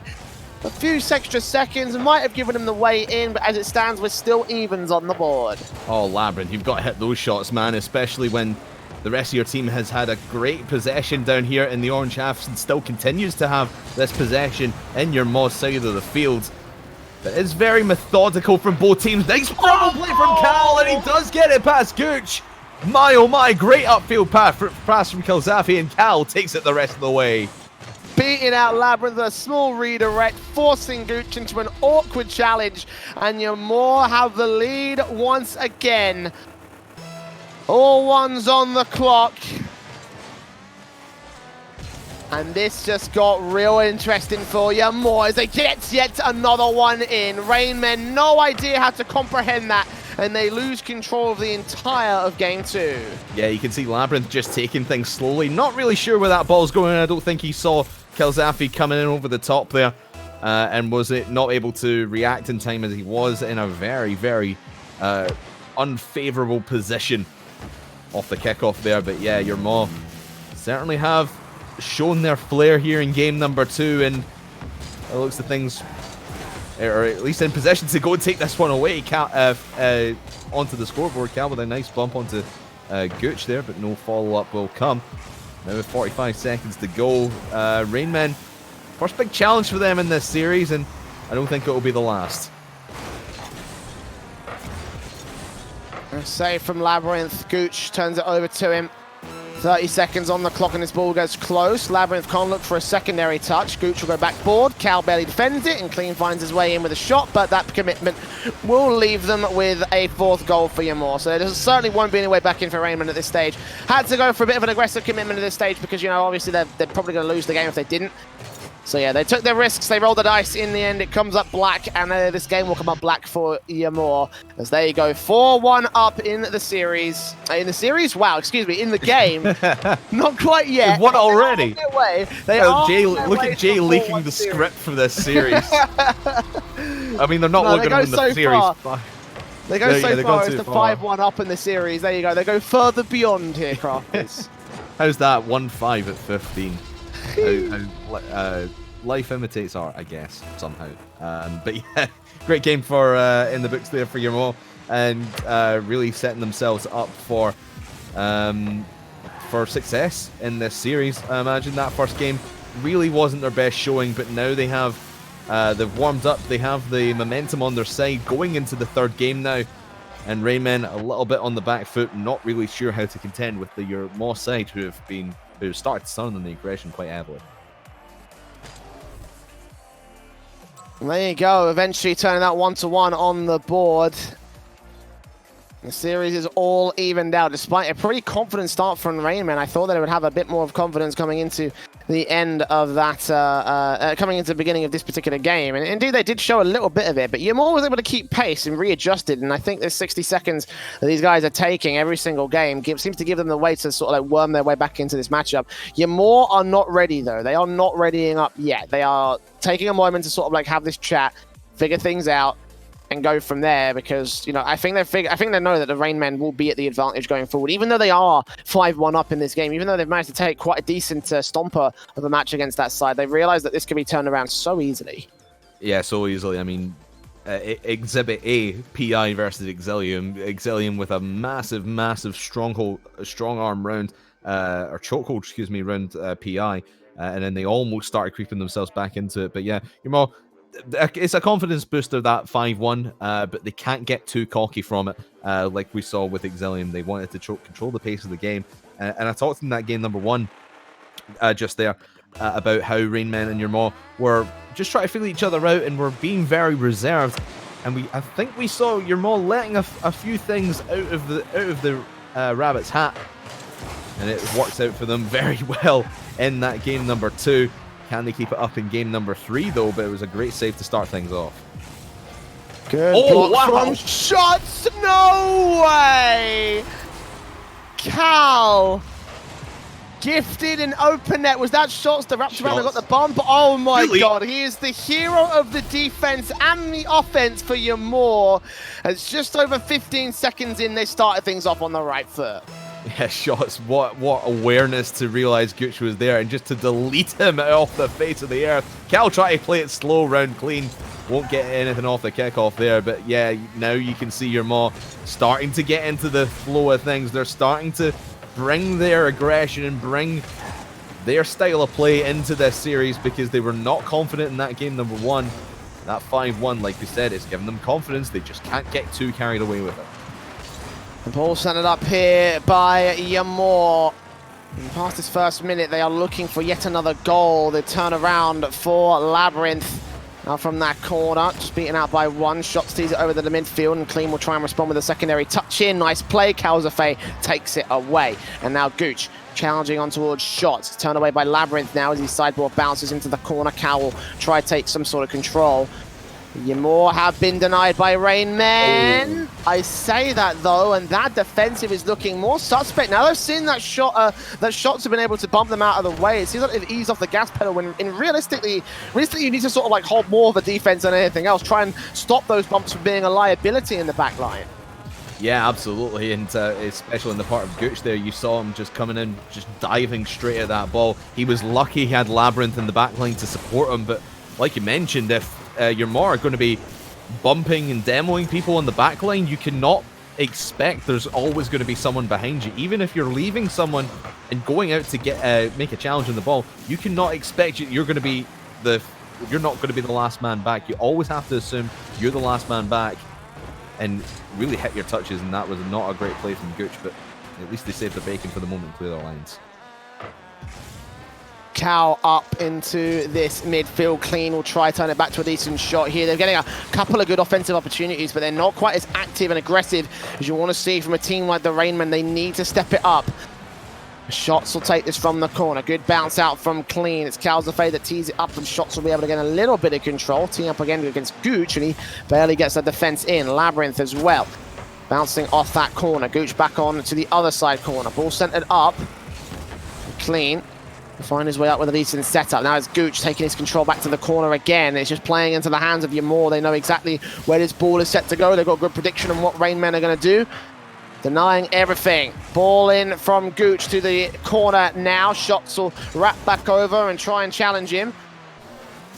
Return to the other side corner once again, and Cal could just easily sweep in and take control. It just seems like corner plays from Rain Men are getting shut down by Ymore, and it feels like they haven't got anything left in the tank because they're trying for centered up plays, they're trying for passing plays. Ooh. The defensive is crumbling. Meanwhile, this is not a very good game from the Rain Men. No, it's not, and really from Ymore as well, it's not been their best performance either. You saw there was a shot into, or excuse me, pass into the middle, and Shots just completely whiffs it. Could have easily been 2-0 as it was a far open net, but yeah, definitely I agree with you. Rain Men, their defensive performance here has not been as crisp as we've really come to expect from them, as that one goes over the top of the net. Clean will able to pick that one up, and see Ymore just able to control the pace of this game and keep possession down here in the blue half, but miss a great opportunity there for Labyrinth. Can't follow through on it though. Calzafay, 100 points of boost. Challenges one, beats the second, in towards his teammates. Gooch will return. Labyrinth, awkward touch. That passes to Clean. No, back in towards Gooch. A brilliant sequence, a follow-up. Back on for Shots. He gets the save. And Gooch finally returns. Rain Men, accurate passing, accurate shooting. A great defense to respond from Ymore. But eventually the pressure just became a bit too much. I mean, when you have a 1-2, 1-2, 3 at the passing play at the end of that one, Gooch has every opportunity because you know the defense try to stay safe from everything, but you cannot give those up after a play like that and then just completely miss this kickoff. Clean cheating up, expecting the pass out from Gooch, but man, oh man, that is a huge mistake. If you're Rain Men, you really want to play that kickoff a little bit more conservatively and maybe even play for overtime, but now they have all the work to do with a minute left. You can't afford to lose kickoffs like that at this stage in the game. 2-1 up, 50 seconds on the clock. Clean will try to turn it around, but you can see how Ymore like, no, you're not getting out of this blue half. You will not be allowed to exit to an offensive. I say that though, and a couple of mistakes being made at the midfield might allow Clean and Labyrinth a chance. Clean lurking inside the orange half, just outside the box. 2 points to boost for him, though. He's got to allow Gooch to come in. Great pass to Labyrinth, and he misses. Ymore being gifted control and gifted this game, it feels like, if this keeps going up. Labyrinth will need to go up and take control. Cal's got control of his own as the ball's just being blocked. They're stalling for time. They're pressing the issue in the blue half. Clean's missed out his challenge, and Cal's got Gooch to deal with. Backboard taken away by him. Calzafay will take to the skies and go back down to the box. It should be denied by Labyrinth. 5 seconds left though, and it's not good enough. They need to find a good clear and find someone to dribble it. Cal knows that, and he'll just wait in the path of the ball to kill it on the floor. And Ymore will have the lead in this series, but that was just tragic from Rain Man. I am not happy with that game.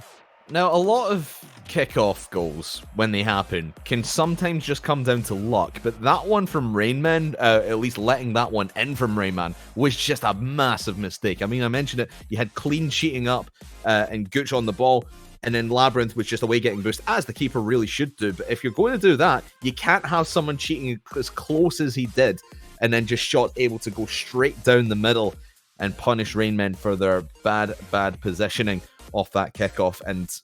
And like you said, it's just a heartbreaker for Rainmen because they had that game in the palm of their hands, and they just let it slip away from them. So going into game number 4 now, a game they really need to win, because if they lose it, your Maul will be one game away to going through to the grand final to take on Exilium for a chance at the national championship.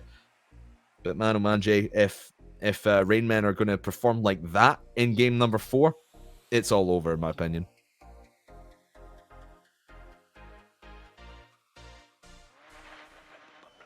Yeah, I have to agree. I can't see another way out. I can't see another way in. If they do not get these issues on the wraps, then I just don't see a way back in for this team. Like, Yamor are just being gifted everything they need at this stage here. A 2-1 lead in this series. 2 more to take the series and go to those grand finals. Exilium are waiting in the wings. Will they be given such a big challenge this time ahead of their potentially championship victory? We'll have to find out as Yamor step things up and go into the offensive once again. Shots here in the early shooting range. Unable to get to the shot itself. The defensive holds out relatively well for Rainman as balls in off the corner. Clean will take this to Labyrinth now. So he tees it off. Shots in, corner bounce. Second touch will not be allowed. Gooch will take control off that sideboard. Now will come forward, flick back past one. Just bumps Cal out of the way for the moment. The demo's in as Calzafay takes away. Labyrinth also challenging on towards Calzafay. We'll push over to the backboard. Gooch will take control. The demo's in and pushed out to the other side of the field here inside that box. Clean will be able to deny it here. And the early game has been a bit more passive, and you know, we've seen, as you mentioned, the chess game. Much more conservative style coming in from Raymond as they try and figure out what to do to try and break you more. Yeah, they're just letting the challenges come to them, really, and try and go with the counter-attack, but oh my goodness, Calzafay! What a huge miss from him! And Gooch will get credit for this one off the sidewall, but man, oh man, the credit really goes to Calzafay in that massive miss, as there's no one else back to defend it.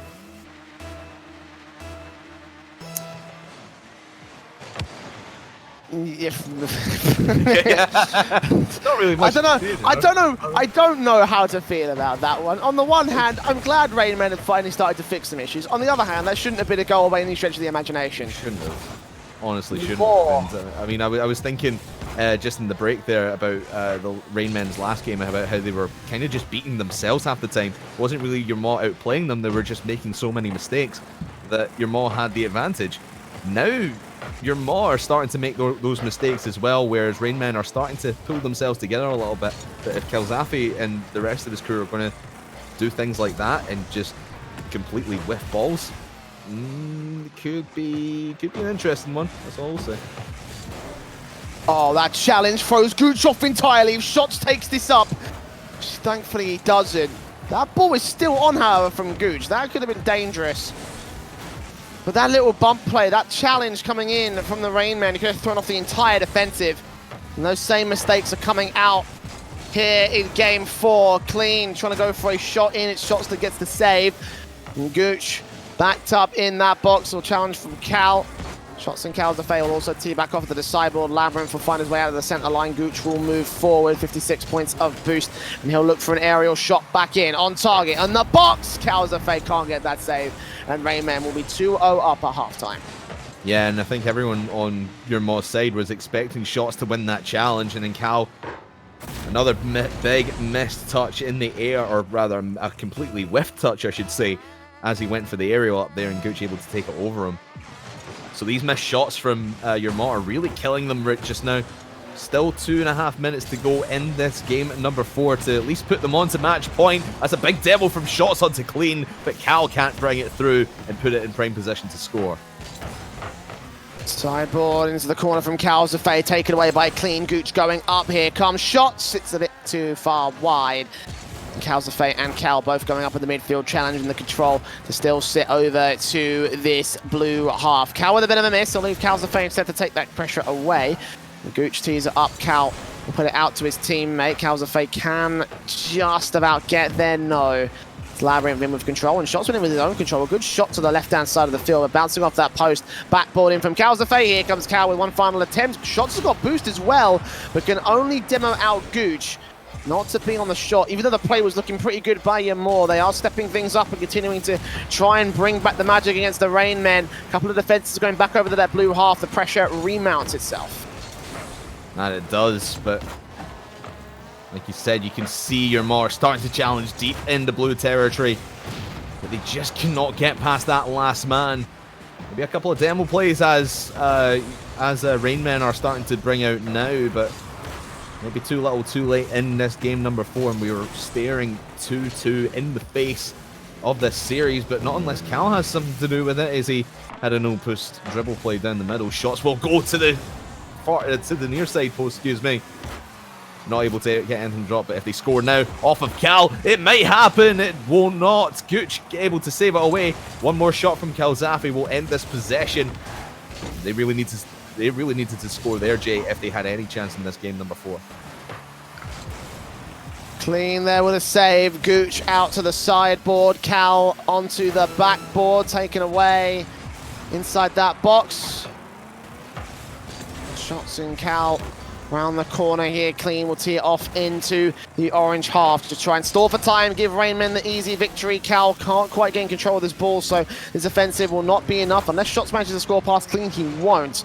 And Cal's with one final attempt to recover the play. It will not happen for him. So 7 seconds left. It's Cal. It's left the ball. Shots unable to strike. That's GG for game number 4.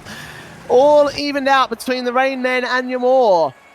Certainly has been a bit more of a back-and-forth series than we were expecting here, Crafters, but we have seen the 2 games being scored by Yamor, and Rain Men trying to claw this one back from the brink of death. I'll just say I did say it was going to be back and forth. I said it was going to be game 7. So you're saying that Rain Men are going to be taking the victory from? Oh no, because you predicted game. You predicted 4-3, didn't you? Yeah, I said game 7, and it's looking like that way as well, because the 2 games that both teams have lost. It has really just been beating them beating themselves. I mentioned it just in that game just there, where Rain Men, in the 2 games that they'd lost to your Maw, game 2 and game 3, they were just making a hell of a lot more mistakes than your Maw were, and your Maw really went out playing. Same goes for Rain Men in this game that we just saw. Your Maw just too many mistakes in their own half, and Rain Men able to pounce on them. So it's really going to come down to who's making the mistakes, and I don't see any team outplaying each other, because they are fairly evenly matched in the skill department.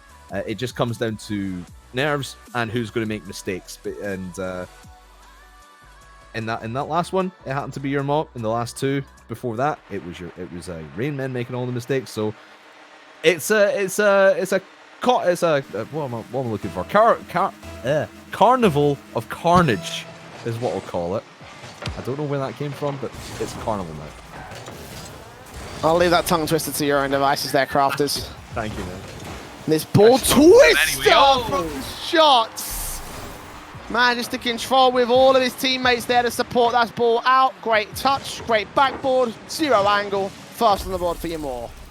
Beautiful, beautiful stuff from Shots. No one expecting that ball to come in at such a tight angle. And obviously the defense not prepared for it 8 seconds into this game. So now maybe is the time that both teams start to step up their offenses, play a little bit more aggressively. There's a pass into the middle for Shots, but that was played away. Very well played by the defense. But now is the time, Jay, is for both, like I said, for both teams to step up their offenses and start out playing each other, because they know each of them has made hell of a lot of mistakes in this series, and they can't beat themselves. They want to beat each other and get to that grand final to take on Exilium for the grand prize later on tonight. Clean finding a shot in, going to try and continue the pressure here with a secondary shot and a play out to the sideboard. Demoing on Cal, but Gooch can't get to this ball in time. Labyrinth will still try and tee it close, and again he'll be successful with that much. The ball in from the midfield, Cal off to the corner. Double commit on the offense, and that allows a nice, quick, clean shot. Once again from shots, 2-0 up from Yamor, as Labyrinth and Clean made a crucial error in their judgments. Yeah, Clean was just trying to get back there. Was it Gooch who brought that one out? I think it was. Or rather, actually, Gooch was coming back, I think he was the one that made the critical error because he went up for the double commit with Labyrinth. Obviously, Labyrinth expecting that ball to go out, and now the goals start coming quick and fast. Kelzafi with that one off the kickoff. Great bump from Cal onto Labyrinth, making sure he can't make a run back to net, and Gooch can't get there in time either. 3 goals in just over a minute gone in this game. Actually, it's 3 goals in just about a minute because it was 8 seconds in. We saw the first one. Either way, it's a 3-0, no matter how long it took to get this on the board for Yamor. They're going even for 4. Oh, look at this offensive. Yamor pulling off an Exilium and firing on all cylinders from this orange half. Rainmen, no idea how to respond to this. And the deficit just grows and grows and grows. What did I say, Jay? It's time for Yamor to open up the tanks and go full out aggression here, because they know in that last one they made too many mistakes in the defensive half of the field. So they want to play Exilium. They obviously they do want to play Exilium in the grand final, but they want to play like Exilium here as well. Go as quickly as they possibly can, spend all their time in offense, and just get as many shots into the blue net as they possibly can. So it is working out for them so far. Kelzafi, just can't get to that ball before Labyrinth in the foot race. But 4-0, 3 minutes still to go in this one, Jay, and like I said, both teams start, or at least Yamor starting to ramp things up onto the Rainman side. Cal pass to Calzafe. Oh, that's off the backboard, straight in the secondary pass back from Cal to Calzafe. Lovely how they both reciprocated each other for the setup and then the shot. Beautifully played from these two.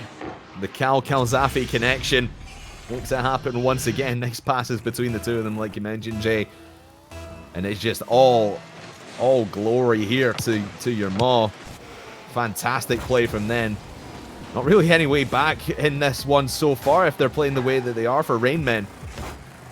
So maybe just lick their wounds here. I mean, we've still got half the game to go. I mean, if you get in the mentality, only half the game's gone. They've scored 5. Surely we can score 5, but not the way that Rainmen have been playing, or should say, the way that Yamor have been playing, stepping up to the plate here in game number 5. Outstanding play, but Clean can't get that one dropping off the crossbar. Labyrinth will go for it. Gooch, follow-up, man. And that's what he's been doing all series, Jay. First being scored on the board of the Rainmen. Half time on this board, though. It has come in quite a little bit late here. Still 4 goals to make up for this one, Crafters. A little bit to go. Cal will pass out to that corner, try to set up shots, another great offensive play. No one's going to try and reciprocate it from the Rainmen side. 2 big misses as well. As Gooch passing in towards Clean, demo out from shots will deny any sort of offense. Cal comes in, backboard Labyrinth, teeing it away. That puts it right in the path of shots. Clean can respond. Cal's a fail, blocked off by Gooch on the playback from the rotation. And Rainmen at least contending with some of the offensive pressure from Yamor, but they need to get offensive at their own rate. They need to get straight into that orange half, get some goals, get some shots. But they are unable to secure anything so far here, Crafters. I mean, this is what we saw with PI as well. We knew they had the capability to go toe-to-toe with Exilium, but playing off their backline has just literally been impossible in this game. And Shots will put another one home. That's his 3rd already. The hat trick for Shots in this game at number 5. Really just, if it wasn't out of reach already, it's way up onto the top shelf now for Rainmen to claw this one back. 5 goals in 100 seconds.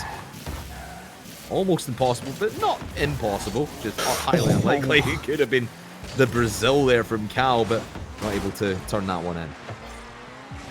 Would have been a beautiful shot as well to turn it in as well, but not to be, Yamor. And turn back over at this corner position, and from the midfield is where Labyrinth Then Gooch will try and strike. Calzafay again towards the corner though. Labyrinth beats him. Does not need the boost in that corner. Would be nice to take it away from his opposition. The pass out towards Gooch. Calzafay reads it clean with the final redirect on the backboard. And in the end, they will get forced back for boost. So now is the chance for Yamor to strike back. Still the passer coming in from Labyrinth and Clean though. He fakes out one, tries to beat Calzafay. A little bit too much room being given to this man. And Clean will contest, but he puts it back over to the blue half. Cal going up against Labyrinth, sideboard bounce, and Cal still looking in the midfield now. Labyrinth will get that challenge. Clean finds his way back out, and Labyrinth is nowhere to be seen. But I think at this point it's a bit too far gone, Crafters. They'll look for the strikes, they'll look for the offensive, and they'll look for some consolation and boost the morale going into the next game. But 30 seconds left, still 5 goals to find. I feel like it's probably done and dusted. Yeah, I mean, that just really aggressive first half from your Maw, just putting Rainmen in a hole they could not climb out of. That's the spark that they needed in this series, because they had been making too many mistakes up to this point, but they've made all the right moves here in game number 6, and they will go on to match point feeling very, very good about themselves. Jay, one more game in their win column, and they will be going through to the grand finals to face Exilium. Indeed they will, but it all rests on that next game coming through. You're more on match point, and you predicted game 7 will have to go there for the Rainmen to at least hold one of the top seeds in the grand finals here. But this could well be the day of upsets here, Crafters, and both of these teams have fought to get here the long way around, and they both started in that round of 6, and they may well go the full distance, Crafters. It very well could do, and to be honest, I mean, we've seen 2 blowout wins in this series for your Maw, but then follow that up at least 2 games later after the 5-1, you had Rainmen just play very solidly and just not make mistakes and just play very clean. I think, to be honest with you, Jay, I think if Rainmen are going to play that same style, if your Maw are just being that aggressive, you could end up having your Maw just be too aggressive, overcommit, and then Rainmen, with their perfect rotations, perfect Rocket League, can just come right down the middle and steal a win away from them here in Game 6 and possibly pushes into Game 7. So your Maw really need to watch what they're doing, because if they're going to be that hyper-aggressive, they need to watch the backline, because one missed touch and one great touch from Rainmen to clear it back into the orange half could spell disaster. It all comes down to potentially one fatal misplay. We'll find out whether that misplay goes the way of the Rainmen as we get into game 5. Match point for Yamor. Gooch off the backboard. Cal will wrap back out of the defensive, realizing the Clean's coming in for a quick strike back. 2 touches inside that box. Solo play! Carries it all the way for the first goal of the Rainmen. Hello, Clean, where has this been? Nice double touch and then bringing it all the way. Calzafay nowhere near that, and not able to get round on the angle. Clean, very smooth and crisp play from Clean. It puts Rainmen up early in this crucial game number 6. Now, can they turn that into 2 is the big question, because if they go down to a tie game right now, Jay, it's going to open up the door for your Maw to just put on another stomping. Clean now up against Cal. Will take the dribble, take it past Calzafay as well, looking for the 0 angle dunk down, but not to be. Gooch from the corner puts it to the center line. Calzafay can return the ball in the midfield though, and Rainmen have midfield control, so Yamor won't be able to press the issue as of right now. Shots will turn it into the box eventually. Clean can take it out of the offensive. Cal up against Calzafay. Labyrinth will turns back into the orange half and try to get some offensive going. Clean will follow suit. There goes Gooch. There goes a second goal for Rainmen. And again, it just comes down to their nice, clean style of play. Obviously, Labyrinth and Clean in the same possession, but Labyrinth able to get back out. And Gooch, his positioning. Let me tell you about this, man. Gooch's positioning all series long has been one of the best positional plays that I've seen in the RKNC. He's been everywhere from Rainman. Or for Rainmen, when they've been setting up, when Labyrinth and Clean have been doing their own thing, Gooch has always been there to clean up every single play. Might not have always worked out for them, but at least he's been in position to make things work for them. There he is again, trying to get out to Clean. Ball up off the backboard, plays in from Labyrinth to a teammate, but can't quite find the strike. It's Gooch from the corner, challenging one. Cal there with the demo. Shots will come in off the wraparound. Clean gets demoed out. He's got a nice open position to work with, but Labyrinth, the pressure enough to get that clear away. Gooch will follow suit. Labyrinth going to try to look for his way in. The bump plays! He knew exactly how to play this one. These guys are on fire right now. Rainmen, in a similar sort of fashion to Yamor, they're firing on all cylinders, bringing this series back from the brink. Wasn't the strongest of bumps, but it was enough to knock off, I believe that was Kalzafi coming back for that one, just to knock him off course ever so slightly. Brilliant play from Labyrinth, but Cal could get one back off the kickoff. And this is the biggest lead that we've seen Rainmen have. They've had a 2-0 lead, they've won both their games 2-0, but now they have 3-0 in the bank with still 3 minutes remaining. Can your Mog transition this one back downfield and try and claw their way back in, because they do not want to go game 7, they just want to go straight through to the grand final. It's going to be tough when Rainman are playing the way they are. Shots with a shot, Labyrinth with a save. Kalzafe continues to put this close to the box, and Gooch will take a quick defense of his own. Labyrinth again shots into this corner. Kalzafe looking for his way out. Pass out towards Cal. Backboard. Kalzafe there with the final strike. Tunk down opportunity. They both bumped each other, but they still get the touch for the defense. Labyrinth there with a save. Gooch up against it. Shots intercepted. Clean will still be back in time. And a couple of open angles and a couple of open nets just still can't be scored upon there by Yamor. They're a little bit too slow, and the adjustments are there for the Rainman's side. Cal again will try to set up an opportunity off the backboard. Labyrinth missing, bumps in, it's off to the left, but they still get the save. Yamor desperately fighting for a chance to get back into control here, Crafters. Yeah, and you hit the nail on the head there, Jay. Just their pace has not kept up with Rainmen, because they have been going, turning the speed up to 11 as that one bounced dangerously in the mouth of the goal. But yeah, exactly. Your Maw has just been a little bit too slow, whereas Rainmen's, especially their defensive positioning and their defensive rotations, the speed has just shot out of the roof. 3-0 on the board with a minute and a half to go. Could spell game 7 like I predicted. We'll have to wait and see, as this one's going up all the way back to the blue half. Gooch with a great save. Ball up still placed in position for Rainman to turn it around. Shots there with a block off. Gooch in no position to try and respond to it. Cal dribbles it past Labyrinth. Got one solo opportunity. That ball's still on. Cal's the fade to finish it. No! Clean!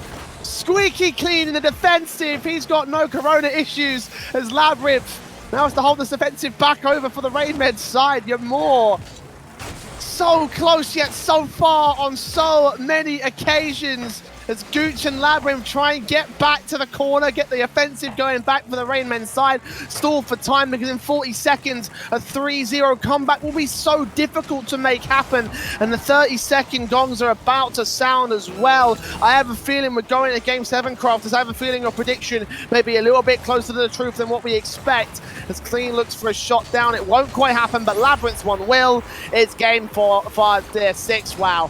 Game 6 done and dusted all the way in this series. Yeah, 21 seconds left. You're not getting anything out of this one if you're Maw. And game 7 on the cards for both these teams. And I mean, these last 2 games have been quite the story. I mean, your Maw dominating in the first 2-3 minutes of game number 5. And now in game 6, Rainmen have just completely dominated throughout. They've not let up. They've not let your Maw have any opportunity to get back into this, and the defensive plays have been outstanding. Yes, they're going to concede one right off here and defeat the purpose of my point, but yeah, their defense has been outstanding. I mean, saves from Clean, saves from Gooch. It's been a masterclass in defense. 4-1 on the board, 5 seconds on the clock, so there won't be any sort of way back in for the Yamor side, but as has been said, they have a game 7 on their hands. Shots will get one final one to sort of bolster themselves to get back into contention, so Yamor will have another chance again, and with the position that they've taken, you can imagine that these boys will be in decent stead.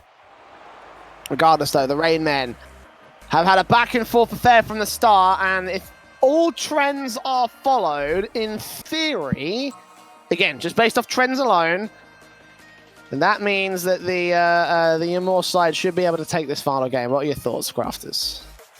I mean, it's difficult to say because, I mean, after that game 5, you would think your mod was just going to go into that game number 6 and just completely dominate, or at least get a couple of goals on the board, make Rain Men play to them, and then just be done with it and happy days through to the final. But Rain Men really took control. Really, in my opinion, Rain Men took control for the very first time in this series in that last game.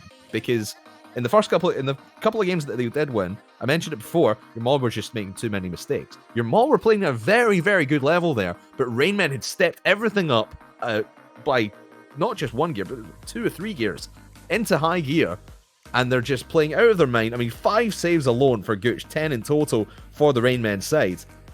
You can see your Maul are trying their best to get past this Stonewall defense. And I think it's going to be defense that's going to win it in the end. Whether it's for your Rain Men or for your Maul, it's yet to be decided. But if it is going to be defense, Rain Men have the best advantage in that category right now. I don't think Rain Men have had the best design so far in all categories. The offensive was looking so good from them as well. Ball into the corner of the blue half to start things off. 2 Game 7s in tonight's semi-finals. Let's see who will take that grand final spot against Exilium. It's Clean and Labyrinth on the early offense for the Rain Men, but Cal will try and return it back over towards Shots here in the midfield. Awkward challenges. That ball's on target, in fact. Is Calzafay there to deny as Labyrinth presses the issue. Clean will have to back off as Cal moves up against him, beats him out, looks for Labyrinth position as well, but simple denial there from the Rain Men defense. Backball play from Calzafay in towards Shots that will also be put too far high, and now Gooch has the chance to return. Nice touch on the ball, will push that by Calzafay. Just about by Cal as well to the left-hand side inside that corner. Clean also pressing forward, but they can't take it much further than this for the Rain Men side. 4 minutes and 10 seconds on the clock, and Ymor right now, they are being pressured quite a bit. They have held their own, still at 0 on the board. They have, and just noticed something there as well. It's something I've really been watching a lot through this series as well. Your Maul really have been relying a lot on Cal to make some big solo plays, mainly air dribbling from their own half to set them up in the Rain Men half of the field. So Rain Men really want to start looking at shutting Cal down, because if Cal shut down, Shots and Kilzafi need to work together to move the ball kind of slowly upfield and sort of matriculate it down to the blue end of the field. That one's on target just off the post from Labyrinth. The Rain Men with every opportunity so far, but they're not having an easy time of it in defense just now as your Maul pressuring hard. Clean with a outfield save. Ball out from the corner, Gooch and Cal. Clean as well, pressing the issue. Calzafay bounce out to the corner. Good challenge on the second man, up to the box, and Gooch comes forward with Labyrinth also contesting and pressing towards that box. Calzafay, 87 points of boost. We'll just take a quick long clear between that box. Gooch will also try and challenge out from the corner board. Shots with a decent challenge are going to follow suit as well. Labyrinth off from that sideboard. Cal bouncing in. Clean will dribble up against Gooch, trying to take it underneath Cal. He's successful for that much. But no follow-ups here for the Rain Men side, and that's basically been the brunt of the issues of the offense. They found some great clears, some great counter plays, but unable to follow it up as soon as it gets inside the orange box of the orange corner. Gooch there with a decent setup, Clean's way too late to respond to it and continue. Cal goes to the backboard, Shots will look for his way in, denied by Gooch all the same, and the offense is being countered by the defense at equals here for both sides. We're past half-time, no goals. We're approaching that 2-minute marker, no goals still. Close one from Shots, but it's slow enough for Gooch to take a simple save, and they'll counter-attack on Rain Men. 1v1. Oh, Gooch will actually win that one. Labyrinth in possession, Shots able to get that one away, but your Maul with the lion's share of the chances. Only 2 shots onto net for them, but they have had a lot of possession down in the blue half that will be weighing heavy on their minds, that they've not been able to convert any of those into points on the scoreboard. And Kilzafi will be able to get that one down. Cal will have to win this challenge in his own half. But so back and forth in Game 7. Who is going to score this first one and put themselves in prime position to go through to the grand final? Your Maw certainly seem like they might be the ones to do it, but Rainmen with a lot of defensive wins, they could be the ones on the counter-attack. Cal up here with a setup, no one's in that net. The shot is registered, but Labyrinth turns it away.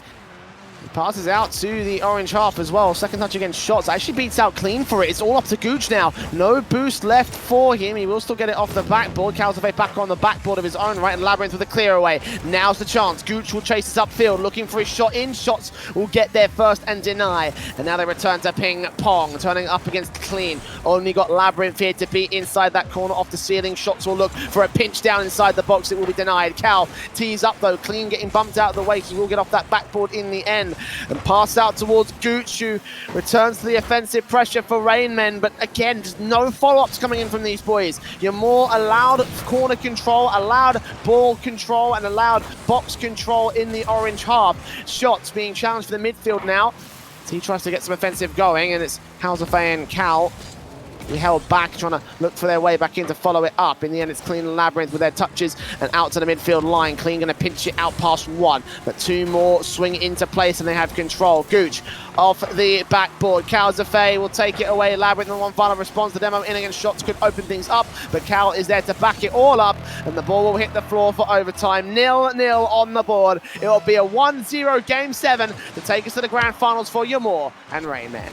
And we've been talking about the mistakes a lot both these teams have been making throughout this series as a whole, and you could definitely tell in that regulation time there, Jay, that nobody was wanting to make a mistake. Nobody was wanting to over-aggress and be the ones who look like idiots on the counter-attack getting caught out by it.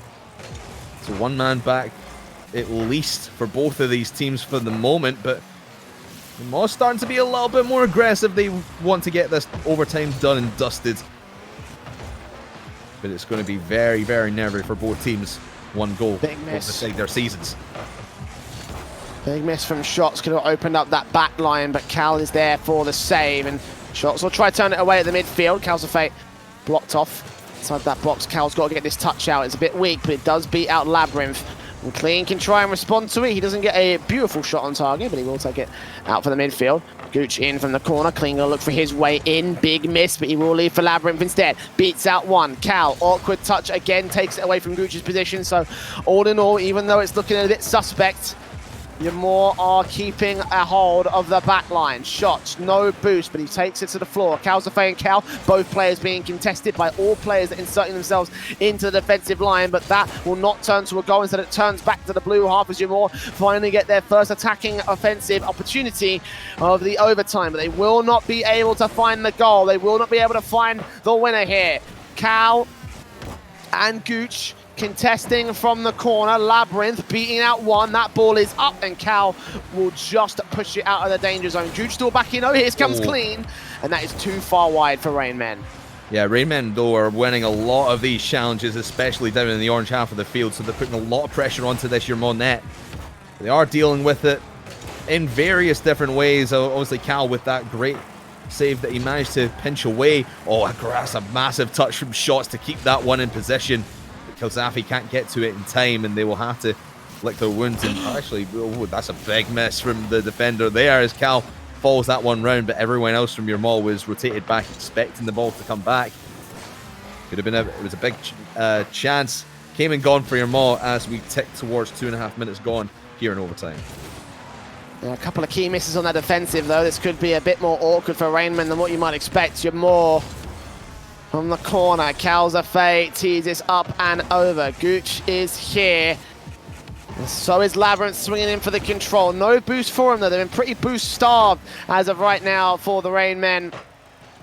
As Cal passes out to Calzafate, demos in from Labyrinth, does take shots out the play, but he's going to be nowhere necessary. He's going to be all around the defensive inside that net as Gooch gets his save in from Cal's shot. Shots keeps it going, no boost though. He's going to need some backup, and they're all held back in that orange half. Cal into the box, should get pushed out, no trouble by the Rainmen defense. And now Calzafate challenging Clean, sets this up for Shots. Opportunity available, but Labyrinth comes in with a big save. And every single save will be big for this side. It'll be saving for the Yamor squad as well. 3 minutes and 20 into OT. Semi-finals on point now. And the grand final on the line. here in overtime. And you can definitely tell you're more just trying their best to get everything past this blue defense, and nothing is sticking, but you feel one way or another something is about to break down, something is about to crack. Is it the offensive pressure from your Mott, or will the offensive pressure be a little bit too much for Rainman? Is that one near to the post? Clean will get the registered shot, but no goal will fall. 4 minutes gone here in OTJ, and we're still no closer to finding a winner, but Rainmen are making one hell of a run at it. All the offensive shots coming through from blue side players. Clean with an awkward pinch off the board, though. That could get awkward. Cal goes in, shot the bump, Gooch out the way. Ooh. Backboard play is just denied. I thought he was coming in for the area. He was a little bit too out position for it. Gooch can return. The shots has a nice easy line down center. Calzafate off to the corner. It's a bit too fast. They can't gain control. Midfield now dominated by Gooch as he gets that touch in back over to the orange half. Clean coming in for his shot. Shots better be ready to defend it, but it is going to go too far wide. Labyrinth will steal the 100 from the backline corner. Calzafate will still get his midfield touch. Labyrinth back into Clean on the center. Here comes a shot. Cal has got to get that save and turn it high of the crossbar. Continuing to press forward now. Shots gonna have to find his man. 100 boosts gets stolen by Cal, so Labyrinth won't have a whole lot to work with on this clear away. So all in all, Yamor are dominating the field of resources. 5 minutes in, we've played 8 games of Rocket League here so far, and neither team wants to give it up, but this could be the way in for Cal. Second touch, gonna pump Labyrinth out the way. Here comes Shots. Oh, Clean just can't get it in. And the first goal of this game, the final goal of this game, will be scored by Yamor. They're going to the grand finals above the Rainmen. And I talked about the solo plays from Cal. Yamor were relying on them to get them in position, and he does a fantastic positioning job, setting it up for Shots and bumping Labyrinth to oblivion into the back of the net. Yamor, my oh my, it looked nervy at times for them, Jay, and Rainmen seem to be creeping themselves back in. I honestly thought Rainmen was going to take that last one. I thought the defensive hold from Rainmen was just going to be a little bit too much from Yamor, and they were going to get caught on the counter. But Cal, what a great play to set up Shots, and they bagged their place in the grand final. It's going to be them versus Excelling for the national championship, Jay. It's going to be a good one. Indeed it will be, and it's coming up next. Do not go anywhere. We're back after this very short break for our grand finals between Yamor and Exilium here for the RKNC Premier Division.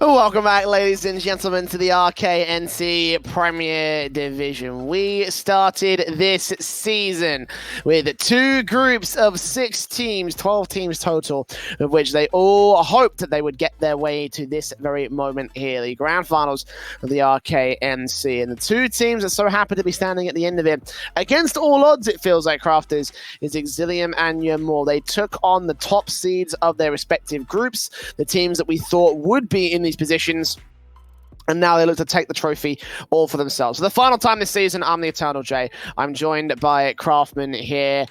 Talk to me about this one, man, because we've seen some ridiculous performances from these teams. We've seen some ridiculous upsets today, and it's led to this very interesting final on our hands. Yeah, I mean, you mentioned it there about taking out both number 1 seeds in the semi-finals. That leaves both the number 2 seeds from each group. Exilium 3-2 throughout league play. Yamor 4-1, only losing to PI back in their group. But what a phenomenal performance, especially today from both these teams. You had Yamor going all the way to 7 games and eking out a win, 5 minutes 12 seconds of overtime. And then you have Exilium, who, in my opinion, are favourites to win this final. I'm picking Exilium straight up because I think they're playing a lot faster than Yamor. They're playing a lot cleaner than Yamor, and their teamwork has been exceptional. And you saw that in that series against PI, especially when PI started to come back into it in the semi-final that we saw earlier on tonight. They didn't seem fazed by it. They kept everything together as a team, and they were able to push through and get that victory into game number 6. So I am picking Exilium. Oh god, I don't know how many games though. I'm picking Exilium, but I don't know how many games. I'll say 5. I'll say it's a 4-1 in favor of Exilium. I was actually going to go 4-2, and I'm also going to the favor of Exilium just because I feel like in terms of the performances, I think that whilst both teams were hampered by some key mistakes being made by the opposition, I feel like Exilium looked like the much more decisive threat in their series tonight. So I feel like that's the reason why I'm sort of picking them to win this particular best of 7 series here, Crafters, because I feel like this team can do it. These guys have the talent, they have the experience. They've just taken down one of the favorites. They're probably the favorite for my money. I think it's all Exilium tonight. But you never know. Your mom could have come out and surprised you, as she usually does in my house. I had to make some kind of joke here. We couldn't get past it without making some kind of play. Let's get these teams get in and go and off and running in our grand final. We will crown a national champion. Could it be Shots becoming potentially the 2-time national champion? Obviously, he won the RKNC Rising Stars a wee while ago. But in this official sense, the national championship season 1 all comes down to this, Jay. Best of 7 rules. Let's see who takes the first goal. Let's see who takes the first game. It was almost cynical right there with a setup from the air, but not to be. KingJS looking for his own shot from the ceiling, and Fate is there to save that one. Yamor better be ready for some serious aggression from these boys. Exilium, when they clamped down the jaws of life, they did not let go. And Yamor, they didn't face the same amount of aggression in their last series. I think they were the ones who were the aggressors. So I guess a contrast to playstyles from this best of 7 series. It is returned to that blue half. Crisis and KingJS going to get back out position. Shot's going to look for his way inside the Champions Field box. Good block off from KingJS. Follow up from Cynical. The demo from Crisis should be able to deny the shot from Fate. That was the most dangerous play of that particular offensive. Still a few more shots coming in to recover the aggression and the pressure. But Cynical with that save. Crisis with that clear. They return to the midfield challenge for Exilium. And in the first minute of gameplay here, both teams with good amounts of pressure being applied to the opposition net. Obviously, Exilium have been the massive aggressors tonight, especially when they played PI earlier, but Yamor had flashes of brilliance when it comes to the offense against Rainmen, going toe-to-toe with one of the most prolific offenses in the RKNC. They're holding their own a minute and a half in, and really have had the more opportunities. Here comes Shots, double touch off the backboard, will not be allowed by Cynical, but at least keep possession for the moment. Cal over towards Shots to continue the pressure though, and Exilium are being pressed in ways I don't think they were expecting. Yamor Now back over to their own half. King JS will try bump Cal out of the way. This ball set in for Crisis. He gets beaten. And Cynical shot over to the left-hand field. Calzafay is there from the corner. King JS, 6 points of boost to his name. Will challenge, pick up the 100 as well from the back line so they can continue the pressure. Crisis sets this down to Cynical, but it is going to get contested by Cal in the interim. So Exilium gaining some opportunities, but not able to go full frontal with it. That ball in from King JS, though, will sail past the two defenders. A big open gap in the box, and the first goal of the grand finals is scored by Exilium.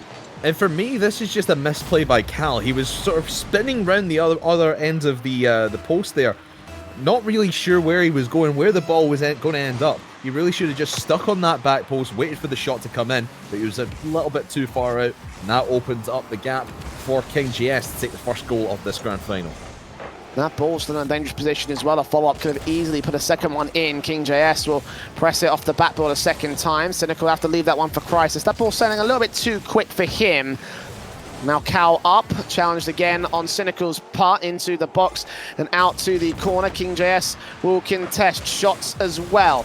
Crisis and Calzafay with Cynical beaten out by Cal. He sets it up towards Shots' position, but he's not quite ready to take the final shot in. That could have been a great way to bait out the entire defensive as well. There was no one left for Shots' angles, so opportunity wasted there for Ymor. 2 minutes to go in this first game. So far it is Exilium with the lead. But I have to say it's Ymor with the control though. I feel like they've had better field dominance all in all. And the shot coming in from the corner will not be allowed to turn to 2. Yeah, I'll agree with you in that sense. Ymor have had a few more opportunities, and at least in the field possession, or field position game I should say. Like you said, Exilium, when they get the ball in their hands, they can act quickly. They just seem to be giving the ball up too quickly for my liking, but that's a great pass in. King can't send it home as Cal came across the face of the net and at least holds it a 1-goal game just now. Well, Cynical trying to see if he can punish Calzafay's position, but he couldn't quite slip past him. Still goes in for a very dangerous ball. Secondary touch from his teammate King JS, and it's shots up and over. Crisis off the ceiling into the box, officially roasted on target. I think they would have bounced off the post anyway. Cal gets that save in regardless, though, as Cynical can't recover. Shots. He tasked with the clear away. 30 points of boost, though. They're very low in boost numbers in general. Calzafay will recover 100 eventually. The 60 seconds remain for this game. In the corner, big miss from King. There's a shot from Cal. Crisis read it perfectly though. He stops anything coming through from this squad. And back in towards the boxes. Secondary pass out to a teammate swinging in from the center line. He can't quite get the shot in of his own right. And Cal will try to set up something up here against Cynical. Takes it underneath him. Not above Crisis though. He gets his touch and clear. You can see just Ymor trying to move this ball downfield. Like we've been saying, they've had better control, better field possession. When it comes to this attacking third, they just get let down, and Exilium's defense steps in the way. With 20 seconds left, Shots will go for net. Will just put it wide, and might have been the last opportunity they get. They might even get one more before time expires. Open net. There it is. Like you say, Cynical able to turn it in. Less than 10 seconds, oh, just over 10 seconds to go now. And that'll probably be game one on the board for Exilium. It's possible for Ymor to strike, but they're going to need to get this kickoff, I feel like, here. Or that will get a very quick offensive play off the back of it. It's not over, I don't think, till the timer hits 0.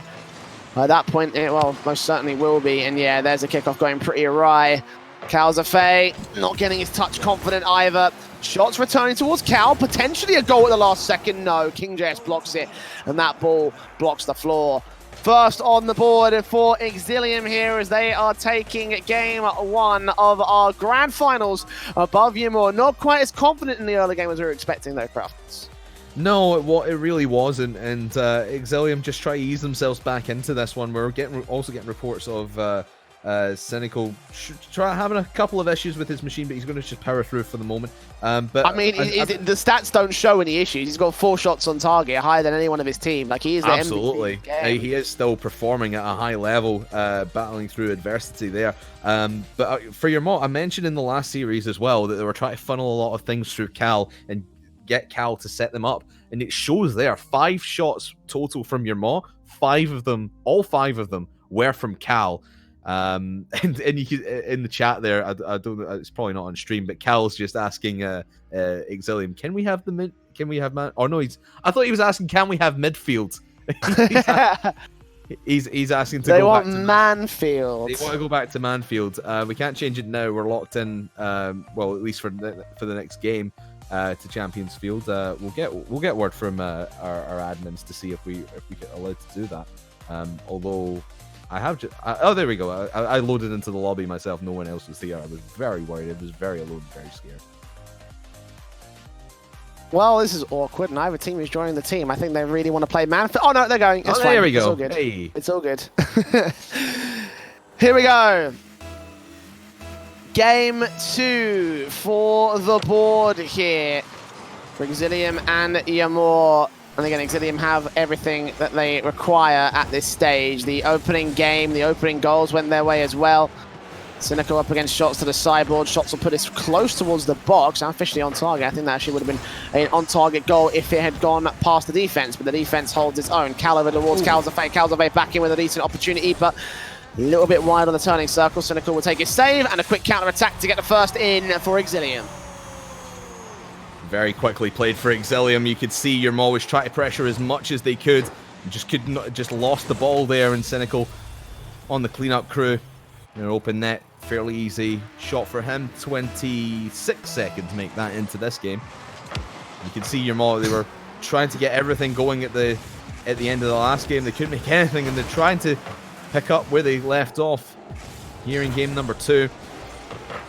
They're just losing possession where it matters most with everyone pushed up like that. Just led to a big counter-attack from Cynical. And now you should see them trying to work things in the blue half of the field now. Cal continuing to press up here. Good play inside the box. Follow up from shots is going to be denied by King JS. And they just got a good read on the backline player. The person who's coming in for the actual, like, you know, strike down rather than the setup. Then just getting close towards the net for Exilium, but it is keeping a hold of the defense. So it's working for the most part. So the goal up past the first minute. Good block from Calzafay. Cal going to leave this one for shots. He was unable to get himself into a shooting position. So King JS will find the clear out from the danger box and find it into the corner position. Trying to find that midfield control as well for Exilium, though. The pressure has been applied by Yamor. One of the key things to mention again is the fact that once that offensive gets going for these guys, it does not stop till someone forces the issue. And right now, Exilium, they're being forced to remain in their net, quite literally at this stage. They are, but we've seen the counter-attack work for them before. Here comes Cal. Great play by Cynical to get that one away from him. The shot from Calzafay. Very well played by the defense of Exilium, not letting that one through, and they hold on to their 1-goal lead for the moment. 1 goal was enough in the first game. It will not be enough here in the second game as shots ties things up. Yeah, finding that one angle, 2 players committing on the corner. Cynical went out for the challenge, and Crisis thought he was safe. He most certainly was not. And Exilium, a big risk there to try and chase that down early. In the end, it does not pay off for them. And Yamor will get us back to evens. That offensive is going to be a key talking point over the course of this series, I feel like, Crafters, and most certainly it has worked out for them so far. Gets passive, meanwhile, from the Exilium defensive line. They're going to leave that ball with a lot of space to breathe and not counter-attack so easily. King JS, however, to swipe in against Cal. Beats him. Can't beat out the second defender. Cynical bouncing out to that corner board. Follow up. There's turn away from shots. Cal going to try and bump King JS out of the position, but ball won't go on target for this one. It will be turned away by Cynical. Follow up from Crisis to the corner. Secondary touch won't be allowed as the ball goes up and over. And Cal flicking up into the midfield. Cynical will try it. Get his own control. Big miss from him, actually. So Exilium starting to show some cracks on the fence. Yeah, they are, and Maw just trying to slide their attack through those cracks, but unable to drop for the moment. Here comes Cal, though, trying to beat out the defense. Now Calzafay was pick it up. One more opportunity, but King JS holds his own, and that's the defense we've been wanting to see. Just playing very, very patiently, wait for the shots to come to them, and no overcommitments from Exilium in defense. Ball around to the midfield. Calzafay with a big, big miss on his touch, though. King JS plays that one out to the left-hand side. I guess his 100 boost as well to work with up against the likes of Cal. Will get a 50-50 in. That ball from the corner gets set up for an opportunity, but Cal receives that pass and goes over to the blue half. Good play from Cynical. Bumps Calzafay. Does not let him get a touch on the ball. King JS can flick that one up. Try go for the zero angle. Try and go for the dunk down second touch. He's not going to be allowed. And meanwhile, the return from shots to an open net. Exilium, that's not a good sign. Big overcommitments from that board. I mean, they weren't overcommitting in defense, but now the pressure was on them to try and score something there. They wanted to push up, they've been wanting to play fast and aggressive, and your Maw have identified that and can see, boom the ball long when everyone's attacking, and you're likely to get a goal, and they might even get one off the kickoff here. Cynical just puts it to the side, but this is a great position for your Maw to even get a third. It will go down and off the crossbar from shots, and they're up by 2. That's not looking pretty at all on the defense. It was falling to bits a little bit in those last couple goals, and that one was just sheer outplayment there. Exilium didn't go up for a single one of those challenges. 3-1 on the board for your Maw. And now the offensive side of this side will now look to ramp up the pressure as we continue throughout this game. A minute on the clock, roughly, a little bit over that marker, in fact. A quick goal needs to come out, I feel like, from Exilium if they want to have another chance at this game here and trying to keep their 2-0 intact. With 60 seconds left as Cal goes in off the backboard. It will be turned away by the defensive at least into the corner here. Big miss from Calzafe, and now here comes Cynical with a little dribble up in towards Crisis. Backboard play, Shots reads it like a book. It was a bit more to the left-hand side that would have gone in the back of the net, but as it stands, though, we're still 3-1 up for your Maw. Still no real good, solid aggression, or good, solid offensive chances for Exilium here. Crisis will try and get one from the side, but that's just a big miss from him. Oh, great save by King to prevent the 4-1. At least give them some glimmer of hope here in game number 2. But by the looks of things, your Maw is just going to run the clock out on this game, Jay, and they will tie the series up. 3 more wins for either side, and it will be victorious for one of them. But your Maw at least gives them a shot, and they played very well in this game number 2. Indeed they did, yeah. Exilium came out swinging in game 1, but that offensive looks just as scary over on the Maw side. So 1-1, as you say, all even out on this series board. And your Maw has bought themselves a chance here. You know, I thought after that first game, Exilium would have been able to ramp up the pressure and kept it going. But as it stands, your Maw, they have, again, they've clamped in that jaws of life pressure that really, that got them so far, I think, over in their semifinals. Really did. And, but for me, Exilium, it's their defense again. I mean, I went on and on about this in their series against PI earlier on. But their defense has really been letting them down throughout the course of the season, and it's started to show its cracks here in the grand final as well. Also, can I just point out shots? 11 shots for the man with his namesake. Man, oh man alive. Your Maw are just taking every inch that Exilium are giving them and taking a mile with it. So, interested to see the style of play as the server just goes down for maintenance. Fantastic timing. By the way, we did mention it at the end of the last game. The teams have requested to change to back to Manfield, so we're going to go with Manfield for the rest of this series. I mean, I'm a little bit bitter. I know. It's a grand final, boys. It's a grand final. You've got to play on Champions Field. I love my Champions Field, you know, what can I say? But yes, as you say, 1-1 on the board. This one is all evened out here between these squads, Crafters. And it's completely up in the air at this stage. You know, like we've seen some great offensive from both teams. It's just a case of which one's going to get spooled up, which one is going to get going first, because you know, there was there are some opportunities available for these squads. And some opportunities available in these grand finals, you know, because it's not been like the most confident defensive, you know. Some of the defensive has kind of fallen to bits at certain points, you know, in particular in that last game where Exilium didn't really have the best of backlines. And the end result could well be their downfall here against Jim. We're about to find out as we get into game 3. Can they cover their asses? Can they turn something back to their favor? Can the offensive wrap up? All these questions and more answered as we kick things off. Calzafe and Cynical taking the initial start. Second touch from Cynical looks really good. Teed off, however, by Yamor, so no open lines for Crisis or King JS to come in and try and get that goal. He will back off. Calzafay with control of his own right. Cynical will beat him. Cal back over from the midfield into that corner. 100 boost will get picked up from the backboard, is where Cal will look for some sort of dribble play. He will get challenged for it. A very fast challenge in the pinch play from the Exilium side. It won't lead to a goal just yet. Cynical will try to set that up here. Point blank, right in front of the box, and King JS comes in from the left. And Cynical just couldn't quite get his control. His teammate there, however, makes everything happen. And this is the Exilium offense we've been wanting to see, but oh my goodness, just a scrambly defense for your Maw. No one with any coherent idea of what's going on in their own half. They're all just looking around dazed and confused as Cynical brought that one and popped it right in front of King JS for the easy score. Cynical against the Cal as well. Ball in for King JS from that box. 2 players there for the defensive shots, challenging Crisis. Bounce out for Cynical to take the dunk down. He should beat Calzafay. No! I thought he had that. Apparently not. The clear was confident. I don't think he got his touch in.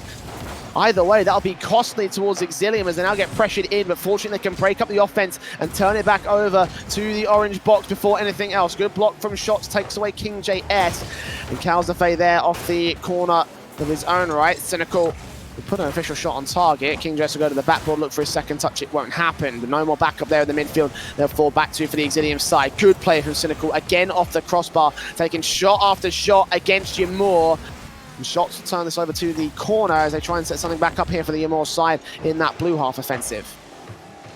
Could be a good opportunity here. Again, Cal try to be the front man of this Yamor defense. Is this one going all the way back? Shots just going to have to just boom that one back. There's good stuff from Yamor. Oh, it's through the defense. Where was the touch? Where was the pressure from the Exilium side? No one is in touch of that one, and Cal threads the needle. Oh, Cynical. I'm not sure if he didn't have any boost, but he just flipped early, but either way, that's going to cost them.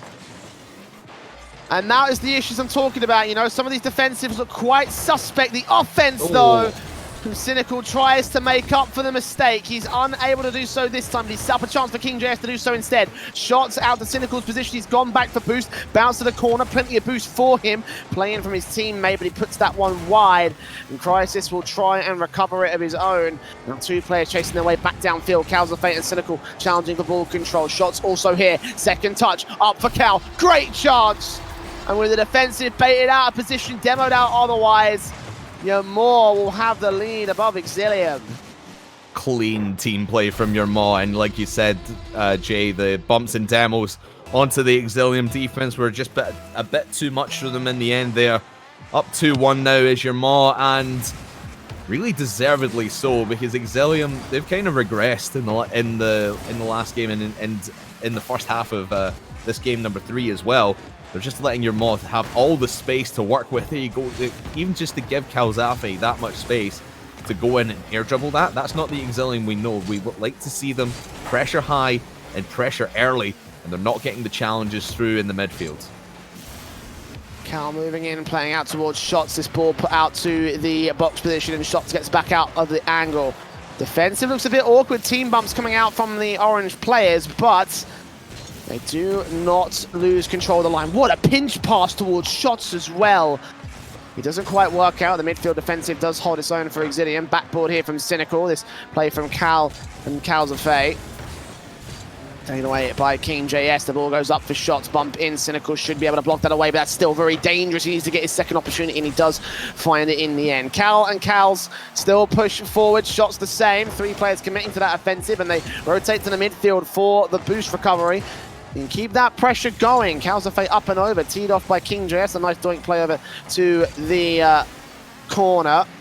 Cynical with the midfield, getting this to the backboard one more time, but it's just played right into Yamor defenders, and they are not allowing the setup that they want in the Exilium camp. King JS will try for a solo play, but it's just going to get denied easily by a challenge. Exilium just cannot get possession in the orange half. I mean, it's been so easy for them in the last wee while, especially like throughout this entire RKNC. Their staple play has been long long possessions in their opponent's half, and they've not been able to get anything done. But that's a big touch from Cal, and gets it down to Kelzafi to go 2-0 up, or 2 goals up, I should say. Actually, it was Crisis trying to pinch it away, and it goes down in front of Kelzafi. 3-1.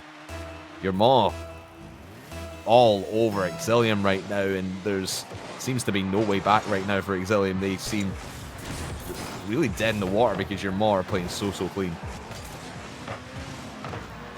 Oh, KingJS and Crisis not on the same page there. The communication needs to get better from Exilium as well. Now, I feel like it's starting to get tilted into submission. This ball played out to the blue half once again. A clear attempt from Cynical will go to KingJS. Will look for a shot to the crossbar. Here comes the third man of Crisis, a bit too far back. Teed off by 2 defenders. Is a confident defensive as well. Up for King. Last chance in this offensive. I think last chance of this game. 20 seconds left on the clock. And the ball pushed back to that blue half. Shots will look for his way down into the box of his own right. King will get that save. Cal will return the favor. And they've been pushed through too much pressure going on here. This game is over. This will be a second on the series board for Ymor. 3-1 up against Exilium, and the problems really have exposed themselves, I feel like, for this Exilium Sidecrafters. Yeah, certainly have been, and especially in the defense. I mean, we've been talking all night about Exilium pushing up and pressuring and causing mistakes in their opponent's defense, but now your Maw has really countered that. And to be honest, for me, your Maw are really starting to become, for me, like chameleons. They blend into their environment, and what they're doing here is they're copying their opponent's playstyle and trying to out Exilium in the same way that in the last game they tried to out Rain Men. So it's really interesting to watch this battle back and forth between your Maw and what they're thinking, what they're trying to do with the ball. It's really interesting because Exilium are expecting to push, they're expecting to have all the aggression, but they're just not, because your Maw are doing the exact opposite or the exact same to them, I should say, and flipping the switch, and Exilium can't get out of their own half now. And it's hurting this squad as well, because the pressure, when it applies from your Maw, it does not let go. I've stressed this enough over the course of the broadcast, but it really is true, because you saw how Exilium were broken down piece by piece, picked apart by the Ymor offensive, and how they had no chance, as you say, to get out of that blue half. So now it gets real awkward for this team. Can they find a way? So it's back to evens here in game 4. We're about to find out. Ymor having shots. Crisis comes up for the Exilium side of the kickoff, and he's going to be back in the offensive now off the sideboard. Calzafe with an easy read on that ball, as they can't seem to get control of their cars. Cynical now. Flick back over from the side. Shots will be able to take control. Crisis also in from the corner. Pushed out by KingJS all the way to the orange half. Second touch is not going to be getting there in time. Calzafe with a very passive piece of control. Borders get teed back over to the backboard several times, but Cal easy clears coming through from the Ymor side, just shooting it back down range, shooting it on target as well. Almost went in. Cynical barely gets that defensive in. That ball sent it up towards the box. Cal coming in with a big miss on the defense, and that's an opener for Ymor. A very big mistake there from Cynical. That's a shot he's been able to make, and just misreads that one off the backboard, just mistimed his jump from the back of the arena. And Cal able to take full advantage, and you can just, like you mentioned it there, Jay, as well, just Exilium on the back foot more than they like to be, and that's where they've been broken down. That's where they've struggled in their back line consistently, when they've had to make consistent and sustained defensive runs. They've not been at their best. That's a big fake out by Cal, and King just jumping at that one. Barely holding his own of his own right. The Exilium defensive has been suspect so far. And the offense has not been much better here, Crafters. It's been touch and go, simple play, simple mistakes. It's Calzafe up to Dunk. Cynical gets that save. And KingJS can turn it away from the box. Shots also challenge ball in to the midfield. Calzafe with a challenge of his own, and KingJS will beat out one So if he can beat out a second here, 15 points of boost. The Cynical can come up with a bit more speed. The shots is again in position to deny it here and get a secondary challenge, which works better for the Amor side. Up here, dunk down chance for Crisis. He misses his touch, and now some more basics are being missed out by the Exilium. I think they've got to take a hard look at themselves and refigure out their line because the unconfidence is starting to show. And you can see your more are reading where Exilium are going to be a little bit more than they have been, at least at the start of the series. And they can start planning their game plan around that. Big save there from King, as that one was going in from Kalzafi. And coming up for halfway through this game, number 4. Moss still very much in control of this one. It is still only 1-0. Would prefer to have this 2-goal cushion, not give Exilium any chances. That's a great work from Shots to get it back to Kalzafi. Cynical having to make the save. Shots will go up for this one. I think he'll just be a little bit wide. No, he won't. It just goes into the path of King JS. But man, oh man, Exilium cannot afford to let your Maw have this many chances down in their own half. Tee up, Crisis, backboard, taken away by Cal as the ball goes down the centre line. Big miss, tee away. Cynical tries to see if he can get that position, but again, too quick from Ymor. Zillium can't find their way out. The passes will be received by King JS. Into the box, here comes Crisis with a miss. Cynical barely gets a recovery play, but it won't go on target. And Crisis has been missing a lot of different shots over the course of this one. A lot of great offensive plays denied by his lack of ability, it almost feels like. I almost don't want to say that, but it feels like it's true. He's unable to connect. Midfield control, Cynical will leave this for Crisis again from that corner. He'll pinch it up right in front of that box. No opportunities, however, no third player to commit to it, and Kalzafe will return. Cynical to the right-hand side. Cal is there to receive it. Try and beat him, try and beat King. Ball up, chance for Crisis. He's way out of position, though. That ball going way too fast and unpredictable. Yeah, just unable to read where that one's going, because he was going so quickly, and you can see Exilium do want to turn up the pace a little bit more when they're getting this ball into the Ymor half, and they have had sustained pressure in this orange half for about the last minute or so. You can see the pace of the game is starting to get to them, and they can't keep it up forever. Can Exilium and Ymor just happy to sit back, let the shots come to them, make their defensive plays, because they're not really making too many mistakes right now, and they're happy to run with the defense. Shots up and over King JS. 45 seconds as he finds a breakaway. They still have a chance to turn this game back to evens in overtime here, Crafters. With the way that they've been playing, that's the main issue here. Shots, challenging Cynical, bumps him, forces King JS to bump him out of the way. That might open it up. Ooh. Backboard's going to get turned out by the crease, and now here comes King. One counter-attack against Cal. Kalzafe will turn it back. Crisis over to the right-hand side of the field. Then Cal out the corner. King JS will come in for the challenge. Cynical sets up King here for a 0 angle, and Shots denies it. Everything going away, and now it's Crisis. A chance to shine as he goes up, leaves that ball Cynical too far forward, and it goes all the way to the blue side defensive where King can receive. Bounce off the sideboard. Tee in from Cal. Cynical with a chance. Demos in. Crisis or not? I thought he'd go towards the net, but it was too acute of an angle, and Ymor will have match and tournament point here against Exilium. Something has got to change for this team. Yeah, like I said, they're just getting out Exiliums, Jay. Ymor just turning up the pace, and then when it suits them, they're bringing it back, letting Exilium play to them. Because when Exilium turn it up and they become the Exilium we know and love, where they go hyper-aggressive, they try and throw as much at the net as they possibly can, Ymor are just meeting them in the midfield, blocking off the angles, and Exilium just have no answer to it. I mean, only one shot was registered for Exilium, and it came from King, even though I would say Exilium, at least towards the end there, did have the better chances. They did have a lot of opportunities to at least tie that up in the end. But for Ymor, their defense has been great, at least coming up for the midfield and blocking Exilium from doing anything creative in their own half. So for me, Exilium as the separate once again goes down for maintenance. It's just to keep it on edge.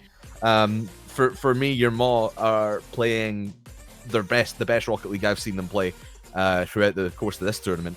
Exilium, they need to get back to the form they've been in before, because we know they can play better than this, and in my opinion, they are a much better team than your mod, just not right now.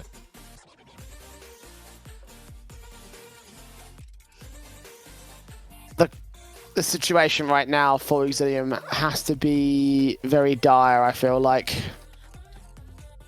Just because of the situation they've been in, you know, like they had a very good series, and now it's all just crumbling to pieces just before their very eyes. You know, like we had them as the favorites in this one as well. You know, like me and you were like, yeah, this is gonna be, Exilium's way to win, and you're most certainly not out of this one at all. In fact, they are now the new favorites, if you want, here in this matchup. They have one game to win. If they take this next game, then they will be your RKNC champions. And yeah, that will just change the precedent, I feel like, for Exilium. And it sucks because, like, you know, I think Exilium have, in my opinion, the better team, but they're just not having any sort of presence on the field. They're making a lot of mistakes. And in this situation, I feel like they might just lose out to that Ymor side. I hope they've taken this little break-in match to make things work for them, to readjust their mentality and readjust their approach to this series. They're going to have to go 3 games in a row to take the, not reverse sweep, the half reverse sweep, if you will. And that's already a good start from King, bumping the defensive out of the way. But no third man follow-up for Exilium means no early goal. The pass is still trying to go on, but Crisis way too far left of field. And you can see Exilium right off the kickoff. They want to be hyper-aggressive, as they have been all tournament long, and really put Ymor into a bad spot on their back line. You saw the bumps and infield passes, and I believe we're going to see a lot more bumps and demos from Exilium, because I can feel that they're just getting really frustrated with throwing as much as they can at this orange half of the field and getting nowhere. So time to bump some players away. Cal inside the box. There's shots from point blank, and he rocks the defensive. Exilium, no idea that was coming, and I don't think we had an idea either. Oh, beautiful shot, and no chance that the defense was going to save that nice 69 miles an hour shot. Beautiful stuff from Shotson. Scenario is telling us that, again, we mentioned it earlier, he's 1 game away from becoming the 2-time national champion, obviously. Getting the national championship from the Rocket Kingdom Rising Stars tournament we had a few months back, but now in the Rocket Kingdom National Championship itself here in Season 1. Become a 2-time national champion is one thing. Let's see if he can hold on here. Only one goal could be the difference, and it could be that one. How brilliant would it be if Shots took that go-home goal as well? What a story. He's already playing out towards this box. Crisis can return out to the orange net. Cal will set up. Calzafay will look for his way back down. Cynical off to the sideboard and in the corner. King JS will find his way out. Look for his second touch. That one's perfectly set up for Cynical, but pushed out by Calzafay in the end. Crisis now maintaining his control with the boost, trying to see if he can starve out Cal, but he starved himself out quicker, using a lot to readjust himself in the air. And Cynical, the beat out shots, it won't happen for him. Crisis will contest. Calzafay is here from that corner, bouncing out over to the other side corner. King Jess will boom up. Cal is here, pushed out towards Shots' position. Good save on his part. And Crisis, 10 points of boost, will miss out Shots into the center line. Calzafay with control. Flicks going forward. They do beat out the last defender, but it is too far wide. Put up. And halfway done in this potentially final game of the RKNC. You can see Exilium are trying to bring the fight into the orange half, but Ymor just not letting them go anywhere out of their own half. Crisis trying to flex something over. Cynical is there, but no shooting angle will emerge for him. And when this ball does get into open space, it lingers for maybe a second or two, and who's there first? It always seems to be a player on the Ymor side. Exilium are just not acting fast enough and cannot get the ball into their possession for long enough, especially here in the orange half, because 1 minute 50 and they have to score at least one to at least put us in overtime and save their grand final. I think you summarized the whole thing pretty nicely there as well, Crafters. It's a battle of possession and action, of which they've been lacking on both for the Exilium side ever since game one. And Ymor now once again in the offense as Cal uses this one for shots, beats out Crisis, trying to beat out Cynical. He will get a decent touch in, but he needs to find some sort of counter-attack. It's Cal over to the defensive line, just denying some sort of presence. Crisis can't set up anything from here. Be forced out to the left-hand corner, as will King JS. Cynical will tee this up for King. It's in no position. King doesn't even bother to take the challenge. 60 seconds left. Ymor continuing to pressure, continuing to defend. They've parked the bus pretty effectively here, Crafters. Exilium just can't find any sort of way in. He cannot get past it. Like you said, parking the bus in the station. No chance. Everyone's checking their tickets at the door, and Shots will stamp his ticket. 2-0, all from Shots. 47 seconds remain. And Exilium in a hole they cannot climb out of by the looks of things. 2 goals from Shots, potentially 2 titles for him as well. If he can outlast the next 45 seconds without getting equalized upon, an Exilium will be conceding their championship to the 2-time. Calzafay leaving it over to Crisis, high off the backboard, chance available for Cynical. Finally, something going right. Is this the way in for Exilium at last? It might just well be that as well. Cal, just a big miss, and Calzafi can't get it round. But the most important thing about that, Jay, is that they've left enough time to go for a quick goal here to tie things up. 30 seconds is more than enough time. Might only need a few as it was going towards net off the kickoff. But you can see Exilium are fired up, and they want to tie this one up. King is there. Can he find a teammate? No, he will not. They'll have to play for the next 20 seconds.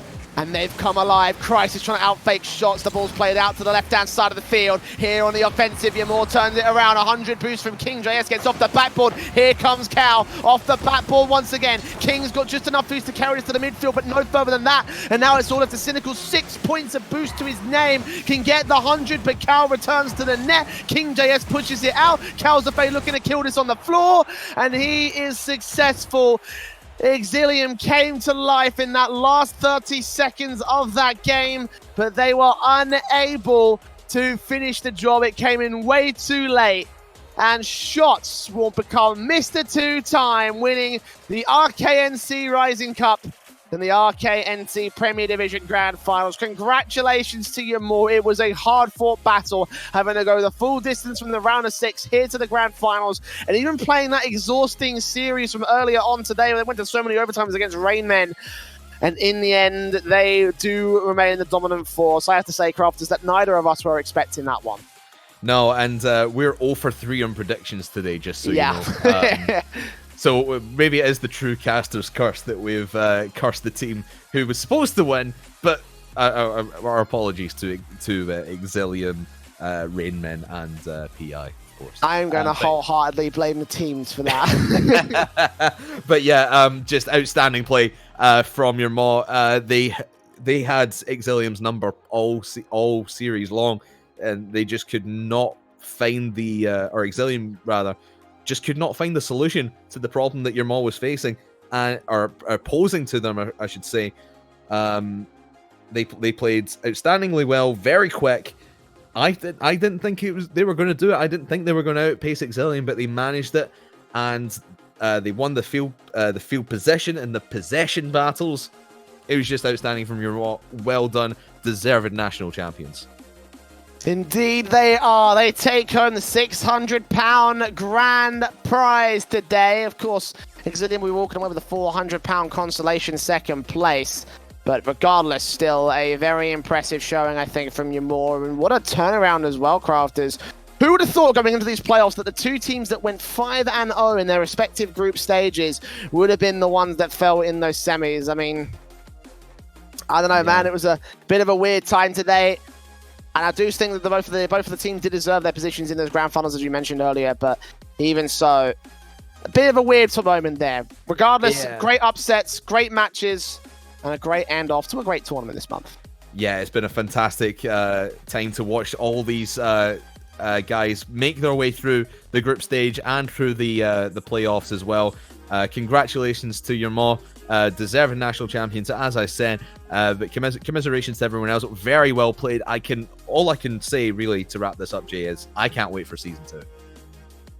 Neither can I, but until that point, we're going to have to bid you adieu here, and a good night from all of us here at Rocket Kingdom TV. Of course, special thanks to all of the guys working behind the scenes. Kiza, of course, doing the broadcasting from his end. Cinerus has been doing all of the operations. Of course, Murphy for throwing this whole thing on. Hawk for doing all the social media management.